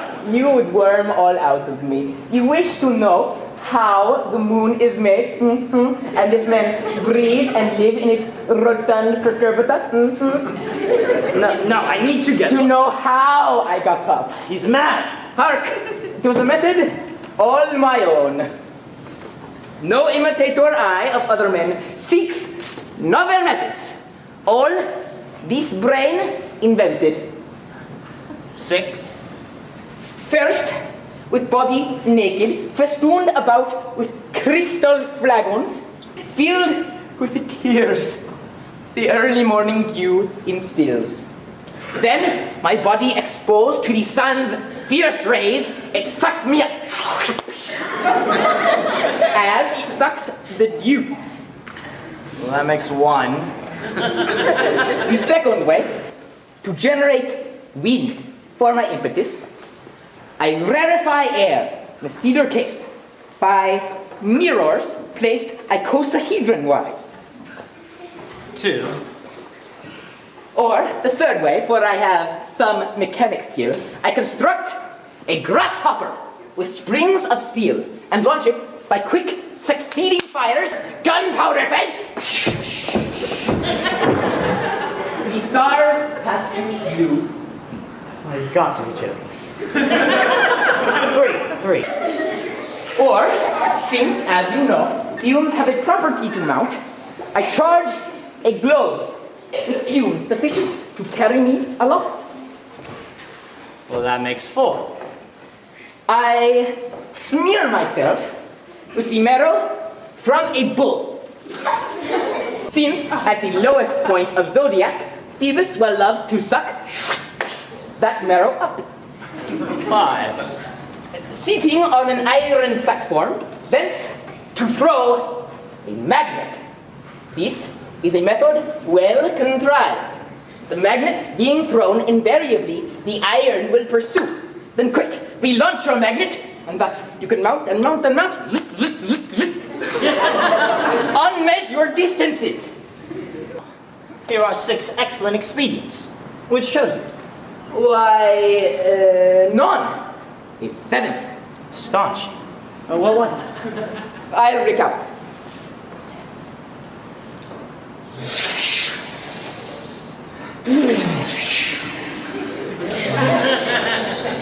Well, You have guessed? not I. The tide. In the witching hour, when the moon woos the wave, I lay myself, fresh from a sea bath on the shore, taking care to place head foremost, since the hair best holds the seawater in its mesh. Then I rose, straight, like an angel's flight, gently, effortless. When lo, a sudden shock, then,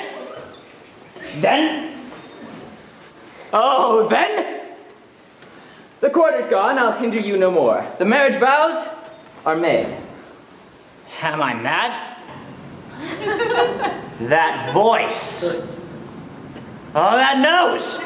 Cyrano. I, Cyrano, while we were chatting, they have plighted troth. Who? Oh, heavens. You. And him. Oh, cunningly contrived. I praise you, Sir Apparatus Maker. Your story would arrest at Peter's gate saints eager for paradise. Remember the details. In faith, they make a stirring book. I shall not fail to follow your advice. A handsome couple, son, made one by you. Bid your bridegroom, madame, fond farewell. Why so? Even now the regiment departs. Join it. Do they go to battle? Without doubt. But the cadets go not. Oh, yes, they do. I have here the marching orders. Bear it quick. Christian! The wedding night is far off, methinks. 'Tis hard to leave where you know not. I know. The regiment, stop! I leave him you. Promise me no risk shall put his life in danger. I will do my best, but promise I cannot. But the siege, let him not suffer. Again, I will do my That best. he shall be prudent. All that man can That he do, shall I be will. faithful. Doubtless he will, but That he will write off. that I promise you.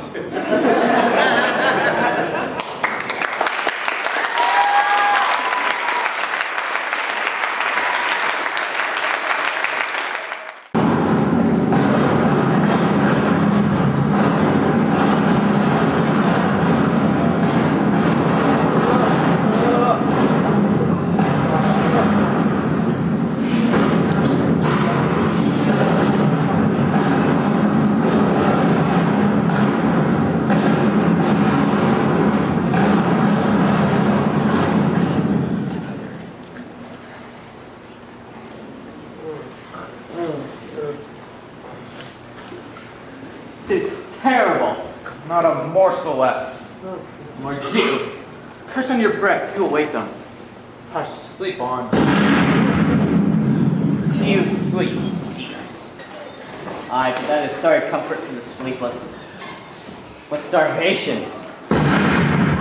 Oh, plague take their firing. Who'll wake my sons? Sleep on. The devil! Again. 'Tis nothing. 'Tis Cyrano coming back. Who goes there? Bergerac. Who goes there? Bergerac, idiot. Hush. Wounded? Oh, you know, it's become their custom to fire at me every morning and to miss. Good thing. You risk a life so precious. For a letter, I promised he should write often. He sleeps. How pale he is. How handsome still, in spite of his sufferings. His lady love knew he's dying of hunger. Get you quick to bed. Nay, never scold, Lebre.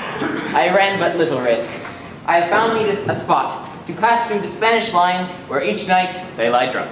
You should try to bring us back provision. A man must carry no weight who would get through there. But there will be a surprise for us tonight, methinks. The French will eat or die, unless I miss my guess. Tell me. No, not yet.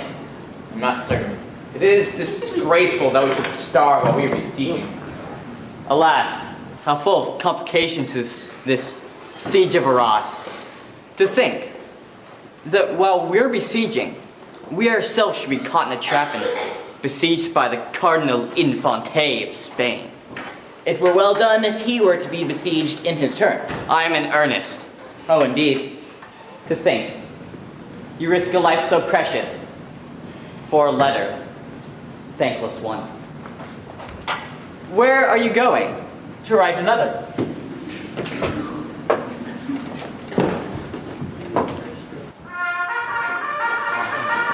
Oh, reveille, nourishing sleep thou art an end. I know what you're feeling first try. I'm so hungry! I'm dying of hunger! Oh, up with you! Cannot move a limb. Nor can I. Oh, something. Word but a crust. Cyrano, we are dying! Oh. Cyrano, come to my help! You! What are you crunching there? Cannon wads soaked in axle grease. Tis poor hunting about a rat. Tis more than we can bear. We shall mutiny! Mutiny! Sir, come to my help! What? Why drag you your legs so sorrowfully? I have something in my heels which weighs them down. What may that be? My stomach! So have I, in faith. It must be in your way. Nay, I'm all the taller. Oh. My stomach's hollow. Faith, 'twill make a fine drum to sound the assault. There's a ringing in my ear. No, no, no, 'tis false. A hungry stomach has no ears. Oh, for something to eat. Something oily. Oh. Behold, your salad. I'm as ravenous as an ogre. Eat your patience then. Always your pointed words. Aye, pointed words. I would fain die thus some soft summer eve to make a pointed word for a noble cause. To make a soldier's end by a soldier's sword wielded by some noble adversary. To die upon blood-stained turf, not on a fever bed. A point upon my lips and a point within my heart. But we are hungry. All your thoughts of meat and drink. Return the fight. You were our shepherd once. Play to these greedy, guzzling soldiers. Play soft airs with plaintive rhythm recurring, each note of which calls like a little sister. Those airs, slow ascending, like the smoke wreaths from the hearthstones of our native hamlets. Hark to the music, Gascons. 'Tis no longer the piercing fife of camp, but beneath his fingers, the flute of the woods. 'Tis no longer the call to battle, 'tis now the love song of the wandering goat herds. 'Tis the wetlands, the fields, the forests, the sunburned shepherd boy with the scarlet beret, the dusk of evening on the Dordogne River. 'Tis Gascony. Hark, Gascons, to the music. But you make them weep. Aye, for homesickness. A nobler pain than hunger. I'm well pleased to see their pain change its viscera. 'Tis of the soul, not of the body. Heartache is better than stomachache. But you weaken their courage by playing thus on their heartstrings. No, the hero that sleeps in Gascon blood lies ever ready to awaken in them. 'Twould be sufficient. What is that? See? One roll of the drum was enough. Farewell, sleep, regrets, dreams, native lands, love. All that the pipe has called forth, the drum has chased away. Here comes Monsieur de Guiche. A flattering welcome. We are sick to death of him. With his lace collar over his armor, playing the fine gentleman. As if one were linen over steel. It were good for a bandage had he boils on his neck. Another plotting courtier here. For all that, Gascon. False Gascon! Trust him not. Gascon should ever be crack-brained. Not more dangerous than a rational Gascon. And yet, how pale he is. He's as hungry as us poor devils. But underneath his cuirass with its fine gilt nails, his stomach ache glitters brave in the sun. Let us not seem to suffer either. Come, out, card, pipe, stats. I shall read Descartes.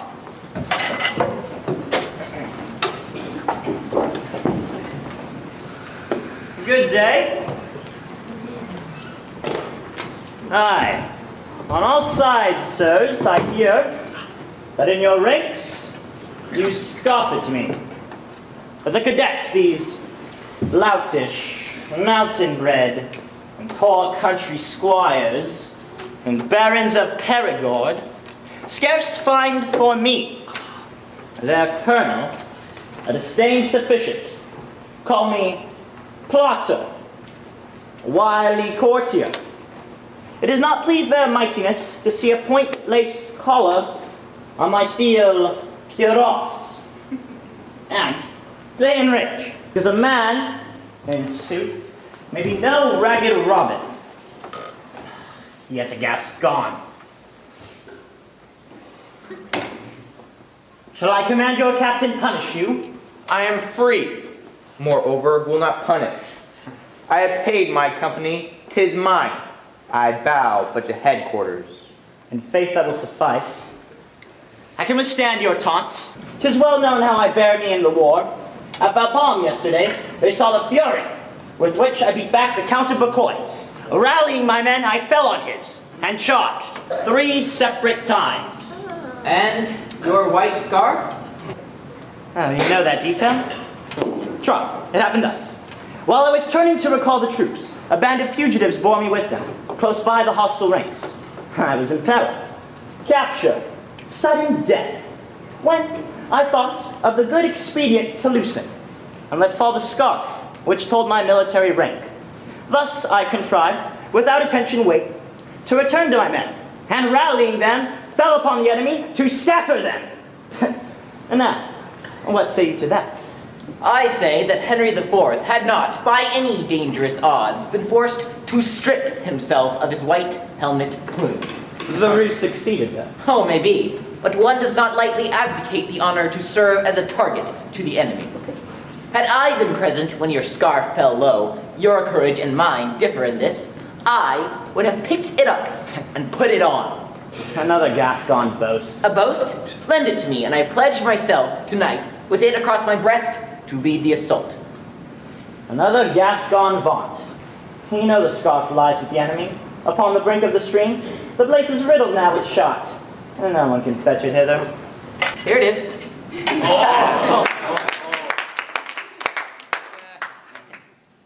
I thank you.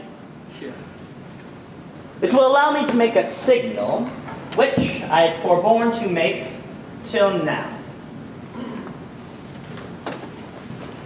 See yon man down there who runs. Is a false Spanish spy. He was very useful to our ends. The news he brings to the enemy are those I prompt him with. So, in a word, we have an influence upon their decisions. Scoundrel. It's his opportune. What were we saying? Ah, yes. I have news for you. Last evening, to victual us, the marshal did attempt a final effort. Secretly, he went to Dorlaine, where the king's provisions be. But, to ensure that he returned to camp more easily, he took a goodly force of troops with him. If anyone were to attack us now, they'd have fine sport. Half the army's gone from the camp. Aye, if the Spaniards knew, 'twere ill for us. But they know nothing of it? Oh, they know. They will attack. Ah. For my false Spanish spy came to me thus. He said, I can decide the point for their assault. I will tell them to at least defend it. They'll attack you there. I answered, good. Go out of camp and await my signal. Choose the place from whence it comes. Make ready. 'Twill be in an hour. Good, good. The marshal will return. Time must be gained. How gain it? You will all be good enough to let yourselves be killed. Vengeance, eh? I did not say that. If I did love you, I would have still chosen you and yours. But as things stand, I serve my king and serve my grudge as well. Permit that I express my gratitude. You have fought before against 5 You'll not now complain of paltry odds. We will add to the Gascon coat of arms, with its 6 bars of blue and gold, 7th, the blood-red bar that was a-missing there. Ah! Christian? Sancho. Alas. I would send my heart's farewell in a fair letter. I had some suspicion it would be today and had already written. Show. Will you? Aye.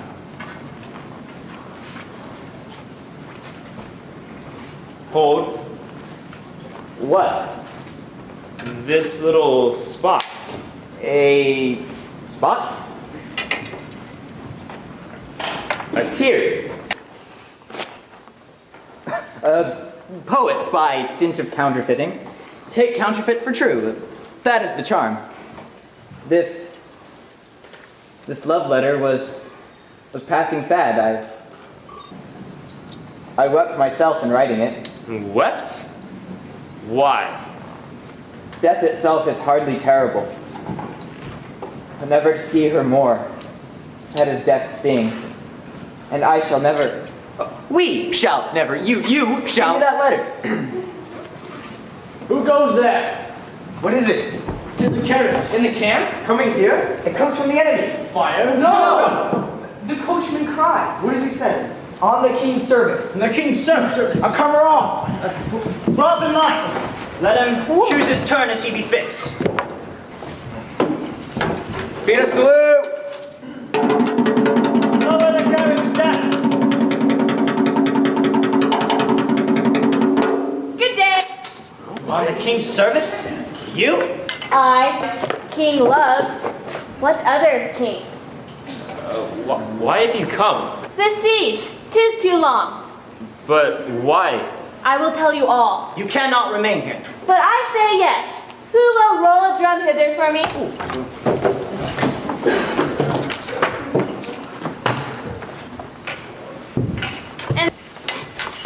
And so, I thank you. My carriage is fired upon by the patrol. Good morrow. You look not merry, any of you. No, it is a long ways to Arras. Cousin, delighted. But how in How heaven's found name? I the way to the army? It was simple enough, for I had but to pass on and on, so far as I saw the land wasted. What horrors were there! Had I not seen it, I could hardly have believed it. Well, gentlemen, if such be the service of your king, I would much fainer serve mine. But 'tis sheer madness. Where in the fiend's name did you get through? Through the Spanish lines. For subtle craft, give me a woman. But how did you get through their lines? Aye, that must have been a hard matter. None too hard, for I had to pass quietly in my carriage, and when some hidalgo of Hatimi might have stayed me, lo, I showed the carriage window my sweetest smile. And these signors being, with no disrespect to you, the most gallant gentlemen in the world, I passed on. True, that smile is a passport. Aye. But they must have frequently asked you to give an account of where you're going. Aye, frequently. Then I would say, I go to see my lover. On hearing those words, the very fiercest Spaniard of them all would close the carriage door, and with a gesture that a king might envy, make signal to his men to lower the muskets leveled at me.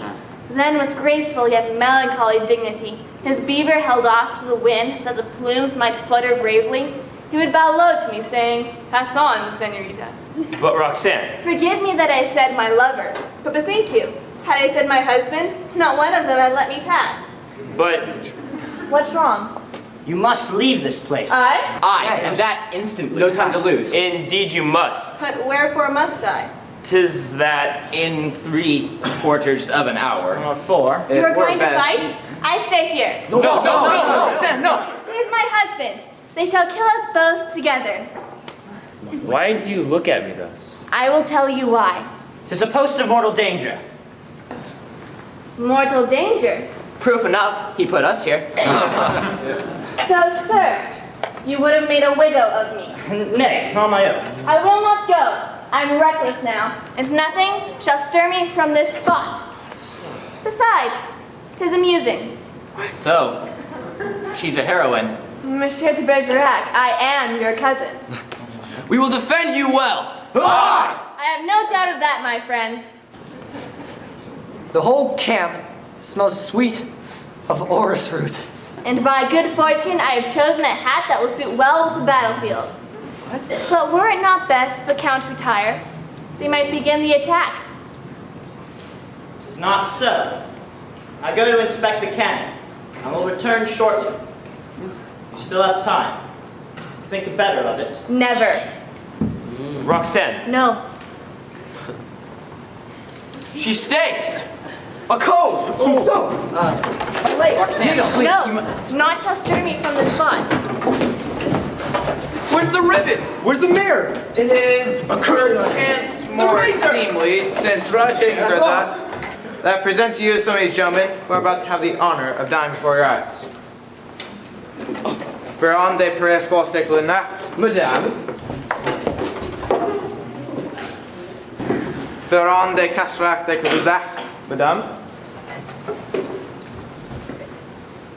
Vidame de Marguerite, Sadak, Blagler. Baron Halot de Castel Scribiolis. How many names have you each? Scores. Pray upon the hand that holds your handkerchief. Why? My company had no flag, but now, by my faith, they will have the fairest in all the camp. 'Tis somewhat small. But 'tis ablaze. I could die happy having seen such a face, had I something in my stomach. Were it but a nut. Shame on you! What talk of being when a lovely But your woman? camp air is keen. I myself am famished. Pasties. Cold fricassee. Old wines. There's my bill of fare. Pray, bring it all here. All that? Where on earth find it? In my carriage. How? Now serve up, cards. Take a closer look at my coachman, gentlemen, and you will see a man most welcome. All the sauces can be served hot at the table, if we will. Bravo! Gentlemen! Bravo! The Spaniards, gazing on a lady so dainty fair, overlooked a fare so dainty. Hark, Christian! Food! Christian! And occupied with gallantry, perceived not the gallantine. Prithee, one word! And Venus so attracted their eyes that Diana could secretly pass by with her fawn. All on the ground. Come, make yourself of use. Truffle peacock? By the mass, we shall not brave the last hazard without having a gullet full. Pardon, a Balthazar feast. Flasks of ruby, flasks of topaz. Unfold me that napkin. Come, be nimble. Since we are to die, let the rest of the army shift for itself. All for the Gascons. Edmond, if the geese should come, let no one invite him. If you have time enough, do not eat too fast. Pass your plate. Some more? There, why are you crying? It is all so good. Oh, red or white? Bread, Monsieur de Carbon. A knife? Anyone? Pass your plate. Any more? A wing? How I worship her. What would you? Nothing. No, take this biscuit. Dipped in muscat, but 2 drops. Roxanne, tell me, why have you come? My duty first is to these poor gentlemen. Hush, in a few minutes. De Guiche! There's almost no punches. Please, quiet, game baskets. Get that out of here. Up on your seats. Cover everything up.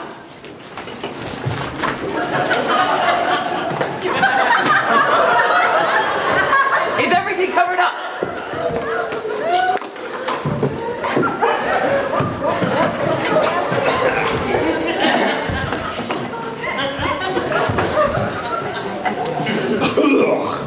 Smells good here.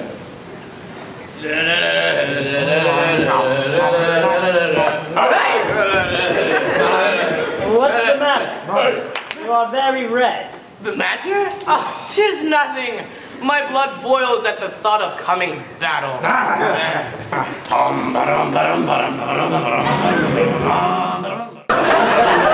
Just a soul. You are merry, my friend.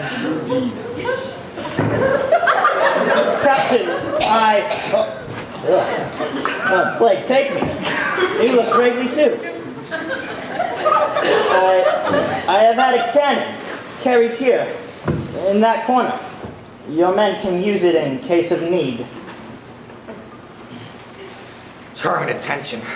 Kind solicitude. As you Gascons are not used to cannon, beware of the recoil. Pooh!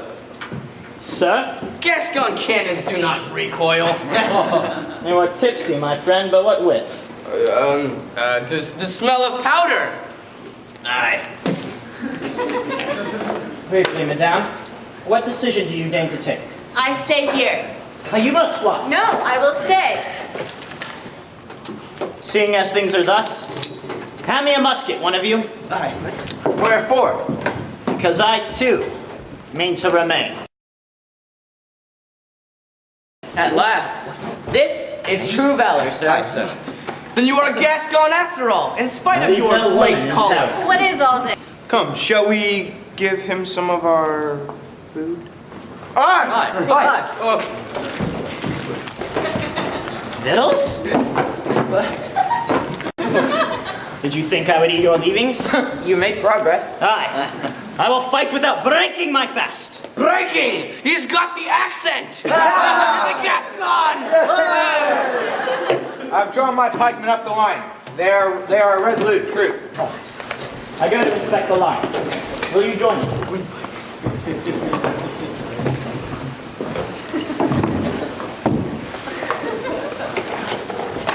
Line up!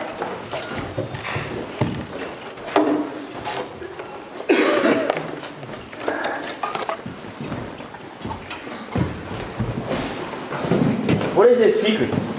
If Roxanne should speak of the letters, do not spoil all by seeming surprised. At what? 'Tis thus, I had just thought of it on seeing her. You have... So quickly? Writ to her more often than you think. How so?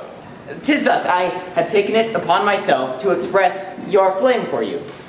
At time, I wrote without saying, I am writing. How did you contrive thus, being cut off from all the... Before dawn, I was able to get through. How oft did you write? Once a week? Twice? 3 times? 4? More often still. What, every day? Every day, twice. And that became so mad a joy for you that you braved even death? Hush, not before her.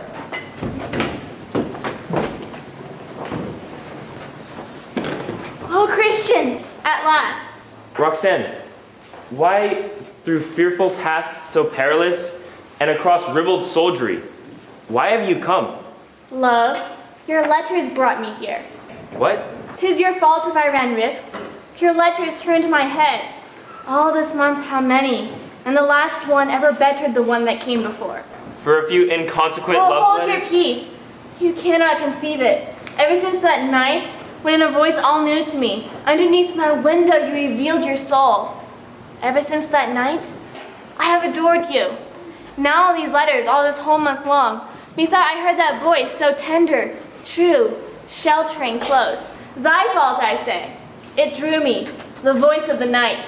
A wise Penelope would never have stayed to embroider on her hearthstone if her Ulysses could have writ such letters, but would have cast away her silken bobbins and fled to join him, mad for love as Helen. But I read again, grew faint for love. I was thine utterly. Each separate page was like a flower petal, loosed from your soul and wafted thus to mine. Imprinted in each burning word was love sincere, all-powerful. a love sincere. Can that be felt, Roxanne? Aye, that it can. And you come. Oh, Christian, my true Lord, I come. Were I to throw myself down at your knees, you would raise me. But 'tis my soul I lay at your feet. You can raise it nevermore. I have come to beg your pardon. It is time to sue for pardon, now that death may come. For the insult done to you when frivolous at first, I loved you only for your face. Roxanne! And then later, love less frivolous, like a bird that spreads its wings but cannot fly, arrested by your beauty, how your soul drawn close. I loved you for both at once. And now, And now, you yourself have triumphed over yourself. And now I love you only for your soul. Roxanne, Be happy. To be loved for beauty, a poor disguise that time so soon wears threadbare, must be the soul's noble, the soul's aspiring, a torture. Your dear thoughts have now effaced that beauty which so won me on the outset. Now I see clearer, and I no longer see it. You are doubtful of such victory? I do not ask for such love as this. I would be loved more simply from my For that which they have in altars loved in thee? Shame! Be loved henceforth in a better way. No. The first love was best. Oh, how you err! 'Tis now that I love best. Love well. 'Tis that which is thy true self. See, that I adore. Were your brilliance dim, Hush! I should love still. I, if your beauty should today depart. Say not so. I say it. Ugly? How? Ugly. I swear, I'd love you still. No! Are you content at last? No. What's wrong? Nothing. 2 words, but 1 second. But Those gentlemen over there, shortly doomed to death. Go smile on them ere they die. My love deprives them of the sight of you. dear Christian, Cyrano.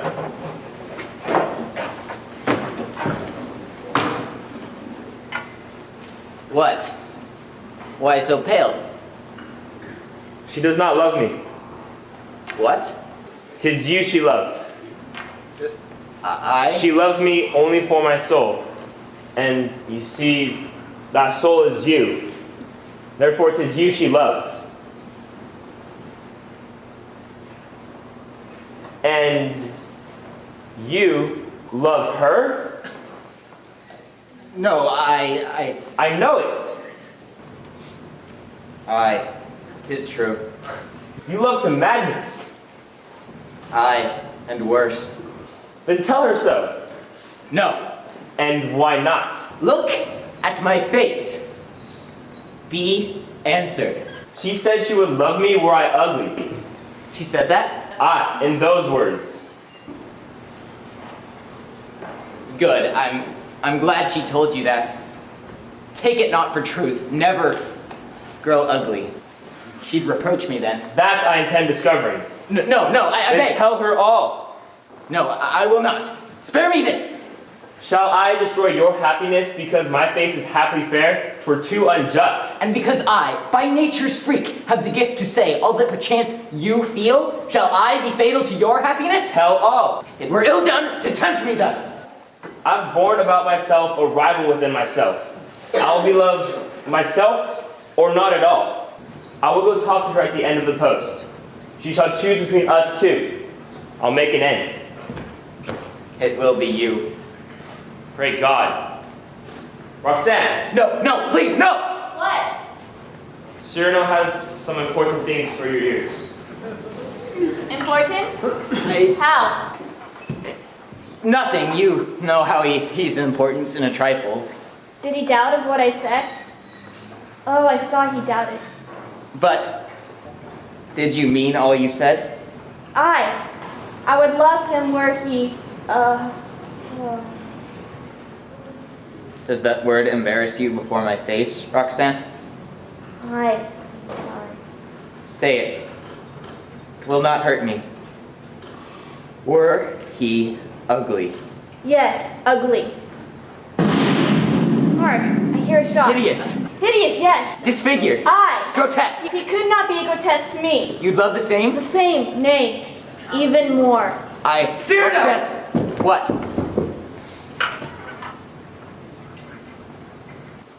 Oh no. What is it? All is over now. What's the matter? Hark, another shot. Now I can never tell. What has chanced? Nothing. And those men? What were you about to say before? What was I saying? Nothing. I swear. I swear that Christian's nature, his soul, were, nay, that they are the noblest, greatest. Were? Ah! Christian! struck by the first shot of the enemy. The muskets! Christian! Oh, make haste! Christian! For mine! Roxanne, I told her all. She loves you. Still.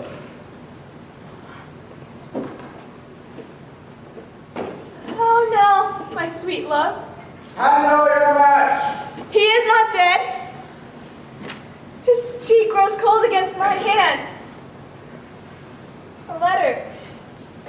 'Tis for me. My letter. Ready, present, fire! But hark, Roxanne, they fight! Stay yet a while, for he is dead. You knew him, you alone.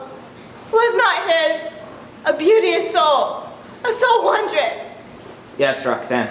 an inspired poet, Yes, Roxanne. and a mind sublime. Oh, yes. A heart too deep for common minds to plumb, a spirit subtle, charming. Yes, Roxanne. Dead, my love! Aye.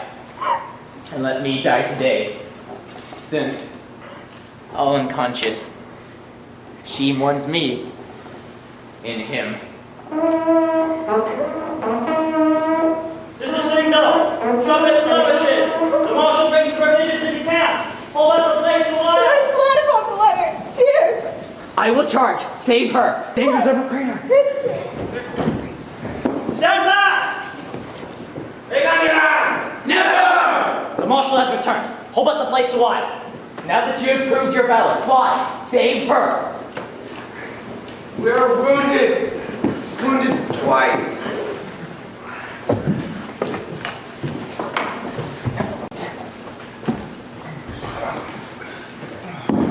Gascons!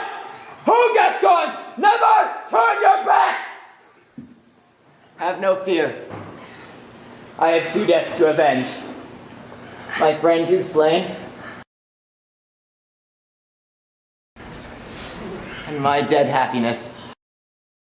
Float there, lace kerchief, broidered with my name. Gascons! Crush them!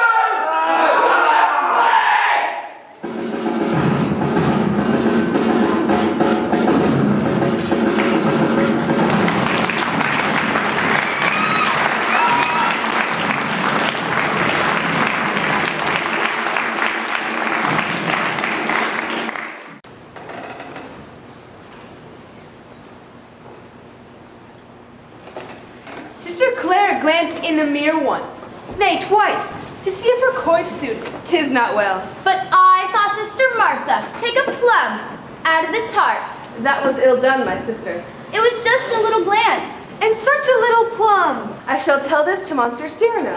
Nay, prithee do not. He will mock. He'll say we nuns are vain. And greedy. Aye, and kind. Is it not true, pray Mother Margaret, that he has come each week on Saturday for 10 years to the convent? Aye, and more, ever since 14 years ago, the day his cousin brought here, midst our woolen coifs, the worldly mourning of her widow's veil, like a blackbird's wing amongst the convent doves. He only has the skill to turn her mind from grief, unsoftened yet by time, unhealed.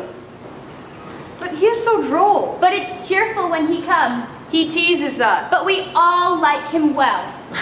He is not a faithful Catholic. We will convert him. Yes, yes. I forbid, my daughters, you attempt that subject. Nay, weary him not. He might less oft come here. But God. Nay, never fear. God knows him well. But every Saturday when he arrives, he tells me, "Sister, I eat meat on Friday." Ah, says he so? Well, the last time he came, food had not passed his lips for 2 whole days. Mother! He's poor. Who told you so, dear mother? Monsieur Lebray. None help him? He permits not. 'Tis time to go in. Madame Madeline walks from the garden with the visitor. The Marshal of Lamont? 'Tis he, I think. 'Tis many months now since he came to see her. He is so busy, the court, the camp, the world. And you stay here, ever vainly fair, ever in the weeds, Ever. still faithful? Still. Am I forgiven? I, since I am here. His was a soul, you say, that... Oh, when you knew him. Ah, it may be that I too little knew him. And his last letter, ever close to your heart? Hung from this cord. And even dead, you still love him? At times, he seems to be but partly dead. Our souls still speak, as though his love still wrapped me round. Cyrano comes to see you often? Aye, often. Dear, kind old friend. We call him my Gazette. He never fails to come here. Underneath a tree, they place his chair. I wait, I embroider. The clock strikes, and on the last stroke, for now I never turn to look, I am sure to hear his cane tapping down the steps. He seats himself. With gentle raillery, he mocks my tapestry that's never done. He tells me all the gossip of the week. Well, here's Monsieur Lebray. How goes it with our friend? Ill. Very ill. How? He exaggerates. Nay, but all that I prophesied, desertion, want, his letters making him fresh enemies, attacking the sham nobles, the sham devout, sham brave, the thieving authors, all the world. But his sword keeps them in check. None get the better of him. Time will tell. But I fear for him, not man's attacks. Solitude, hunger, cold December days that wolf-like creep into his chamber drear. The assassins that I fear for him. Each day, he tightens by one hole of his belt. His poor nose, tinted like ivory. He has retained one shabby suit. Aye. There is one who owns no prize of fortune, yet is not to be pitied. My Lord Marshal. Pity him not. He has lived out his vows, and his actions free, as in his thoughts. My lord. True. I have all, and he has not. Yet, I would be proud to take his hand. Adieu. I go with you. True. I envy him. Look you, when life is brimful of success, though the past hold no action foul, one feels 1,000 self-disgusts, the sum of which is not remorse, but a faint, dim unrest. Like when mounting the steps of worldly fame, the duke's spurred mantles trail in their folds a sound of dead illusions, vain regrets. A rustle, scarce a whisper, like as when, mounting the terrace steps, your morning gown sweeps in a trail of dying autumn leaves. You are pensive? True, I am. Monsieur Lebray, a word with your permission. True, no one dared to attack your friend, but many hate him. Last evening at the Queen's court, I heard it was said that Cyrano may die by accident. Have him be prudent. Have him stay in. Prudent? He? He's coming here.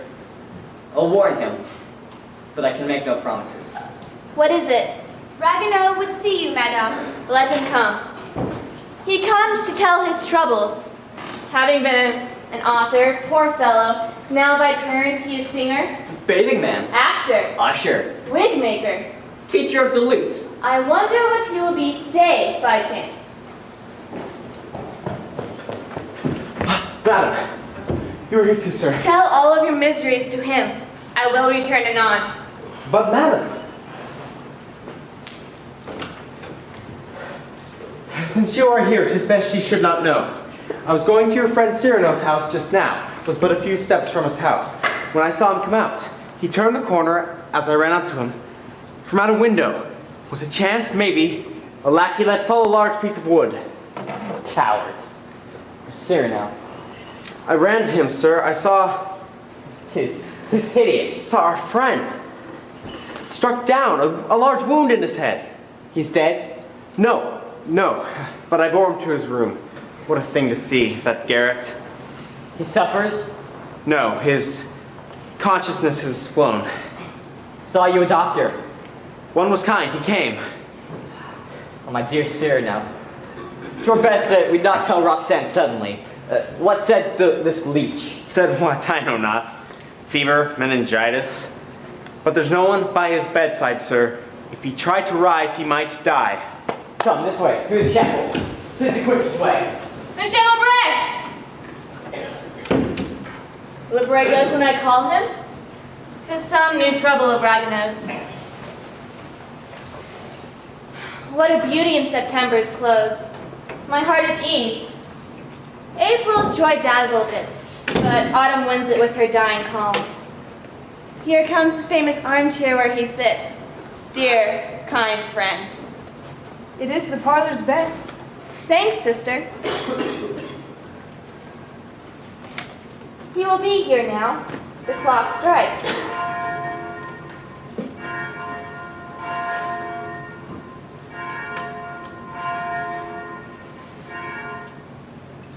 Why?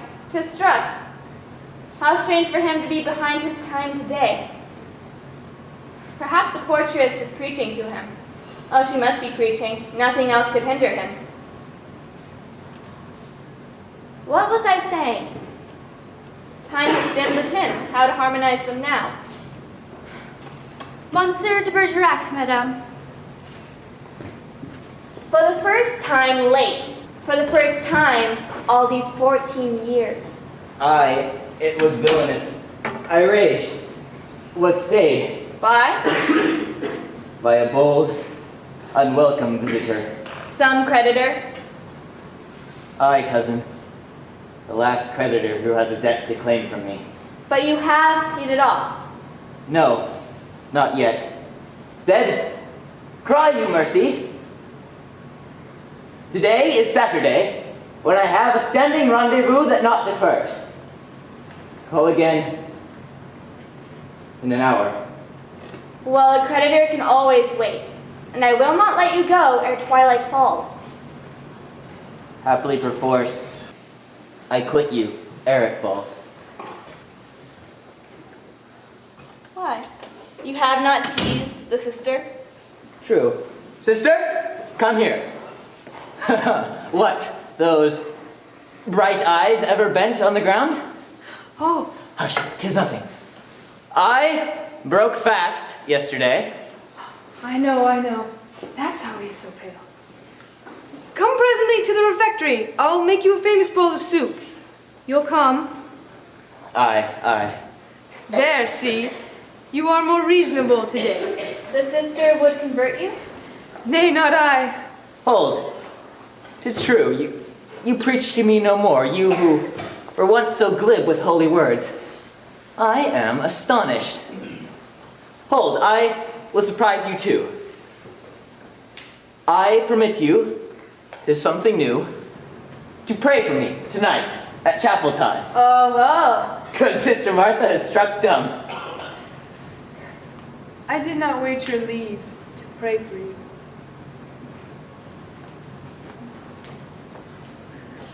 That tapestry, beshrew me if my eyes should ever see it finished. I was sure to hear that well-known jest. The autumn leaves. Soft golden brown like a Venetian's hair. See how they fall. Aye. See how they fall. And their last journey downward from the bough, to rot within the clay. Yet, lovely still, hiding all the horror of the last decay, with all the wayward grace of careless flight. What? Melancholy? You? No. Then let the leaves fall how they will, and chat. What, have you nothing new to say, my court gazette? Listen. Ah. Saturday, the 19th. Having eaten to excess of pear conserve, the king felt feverish. The lancets quelled this treasonous revolt, and the August pulse now beats at normal pace. At the Queen's ball on Sunday, 30 score best waxen tapers were consumed. Our troops, they say, have chased the Austrians. 4 sorcerers were hanged, and that little dog I began bid the you feast. hold your tongue, Monsieur de Bergerac. Monday, Not much. Claire changed protector. Oh. Tuesday, the court repaired to Fontainebleau. Wednesday, Madame de Monglat to Comte de Fisqued. No. Oh. Thursday, Mancini, Queen of France. Almost. Friday, the Monglat to Comte de Fisque said yes. And Saturday, the 20.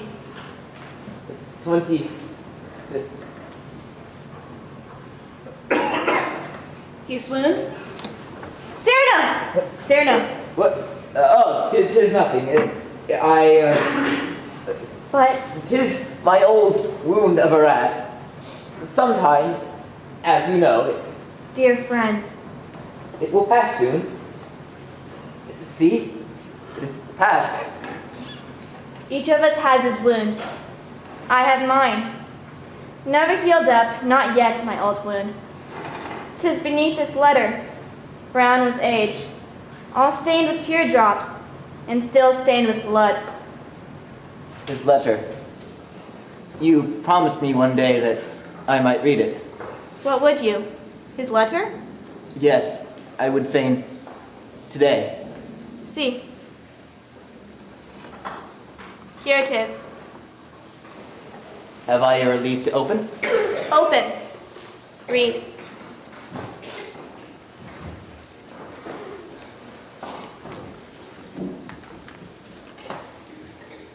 Roxanne, adieu.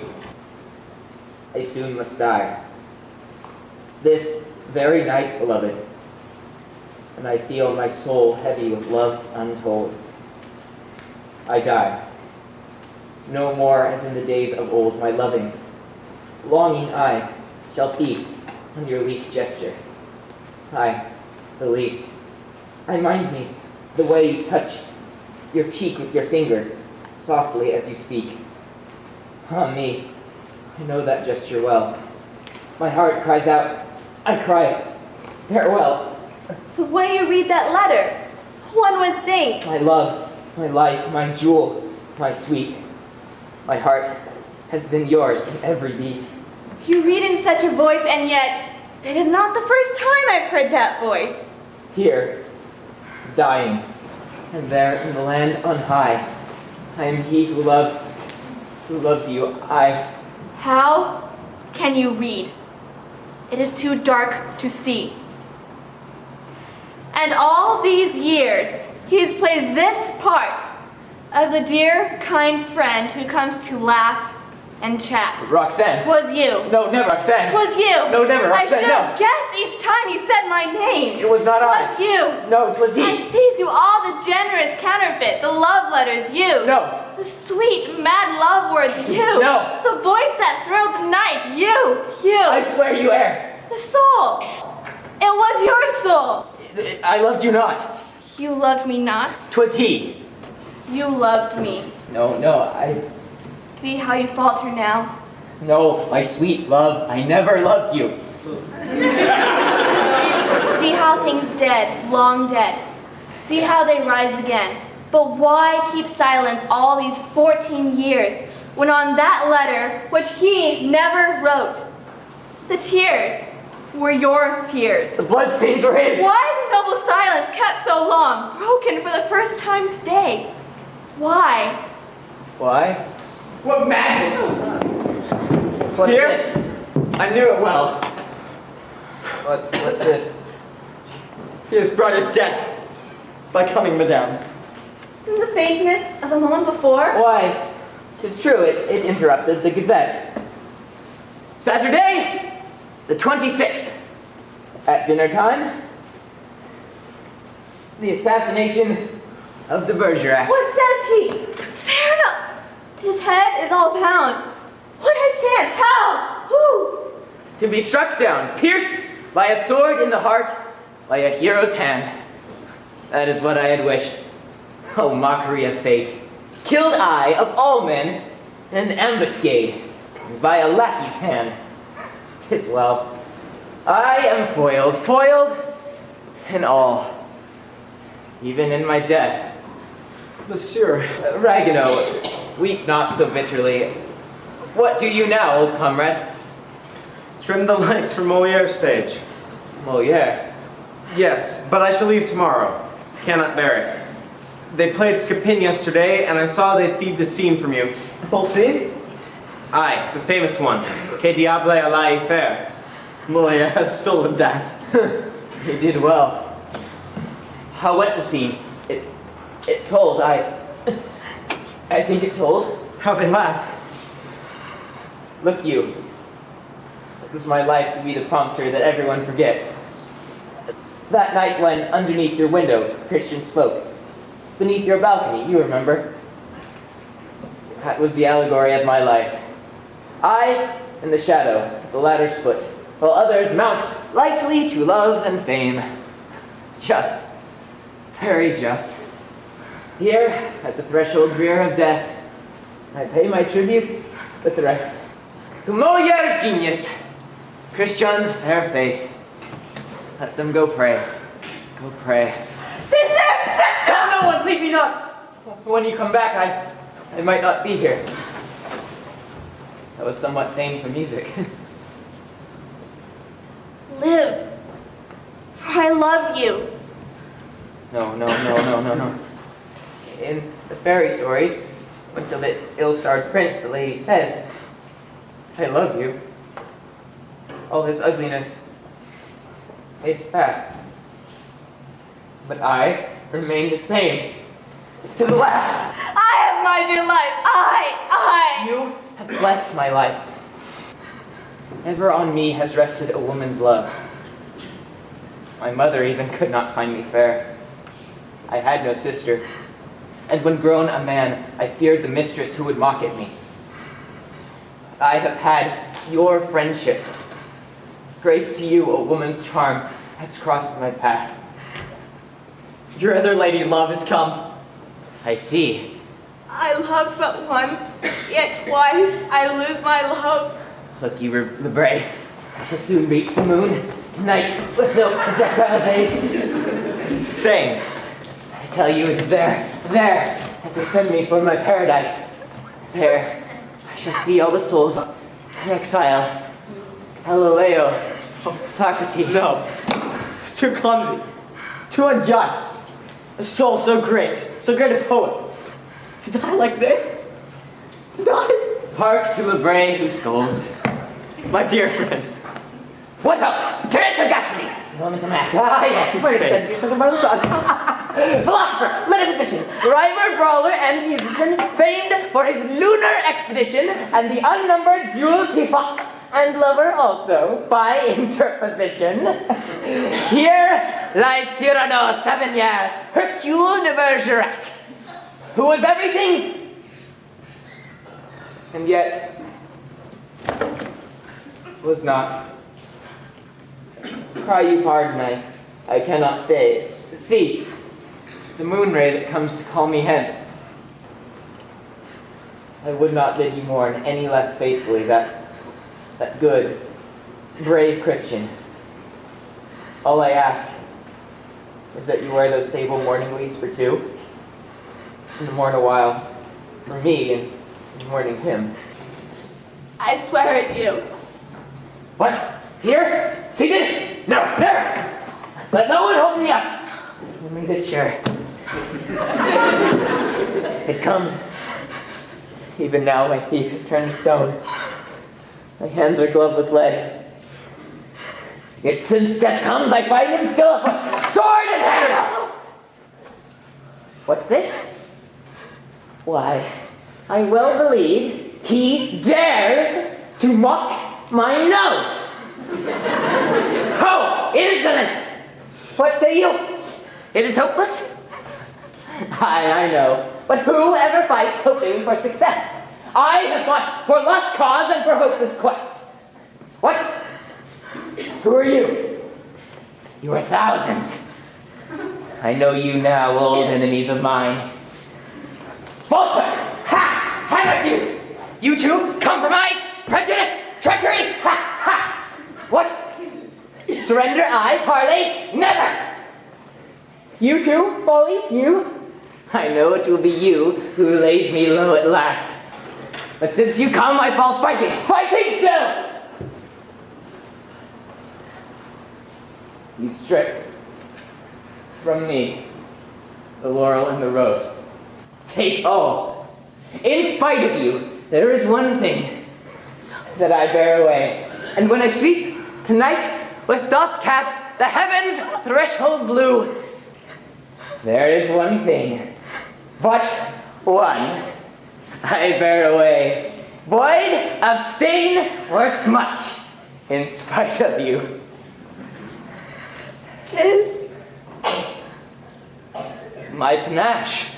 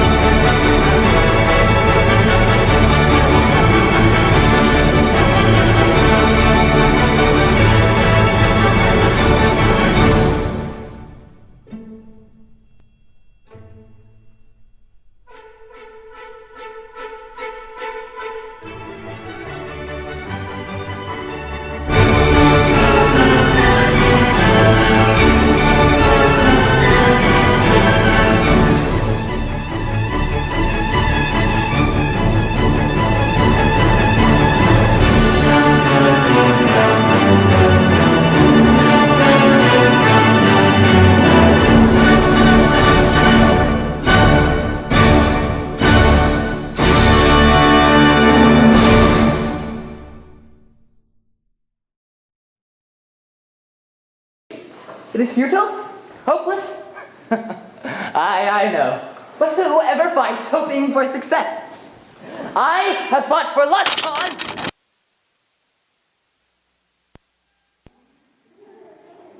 I'll pay for that.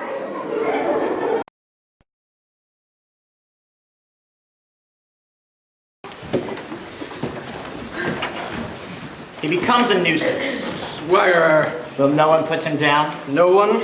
Ha! But wait. I shall treat him to one of my quips. See here.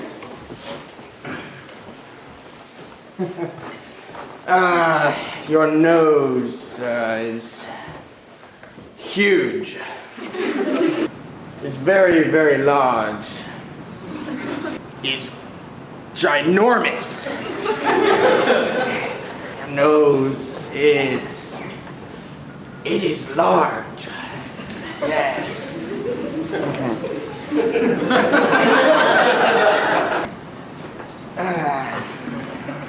How to put this? Your nose is large.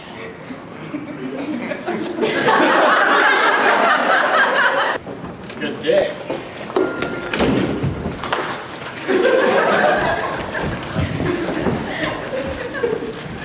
Who is that?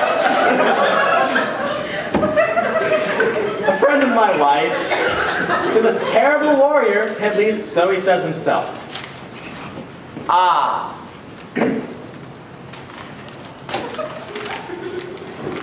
All right. Hold it, give it her, and fly. Coward! But strike me dead if I should dare to speak to her. All right. Hold it, give it her, and fly. Coward! But strike me dead if I should dare to speak to her. Ah, even one single word. What time is it? 6:15. A single word of all those here. But writing, it is easier done. Go to, I will write it, that love letter. I've read it and reread it so oft in my own mind that it lies there ready for pen and ink. I but lay my soul by the letter sheet. There's naught to do but copy from it.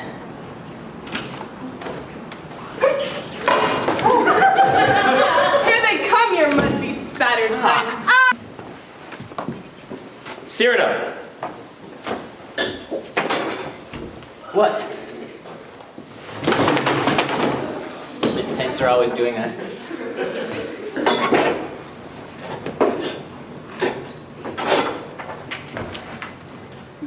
What? Why so pale? Cyrano.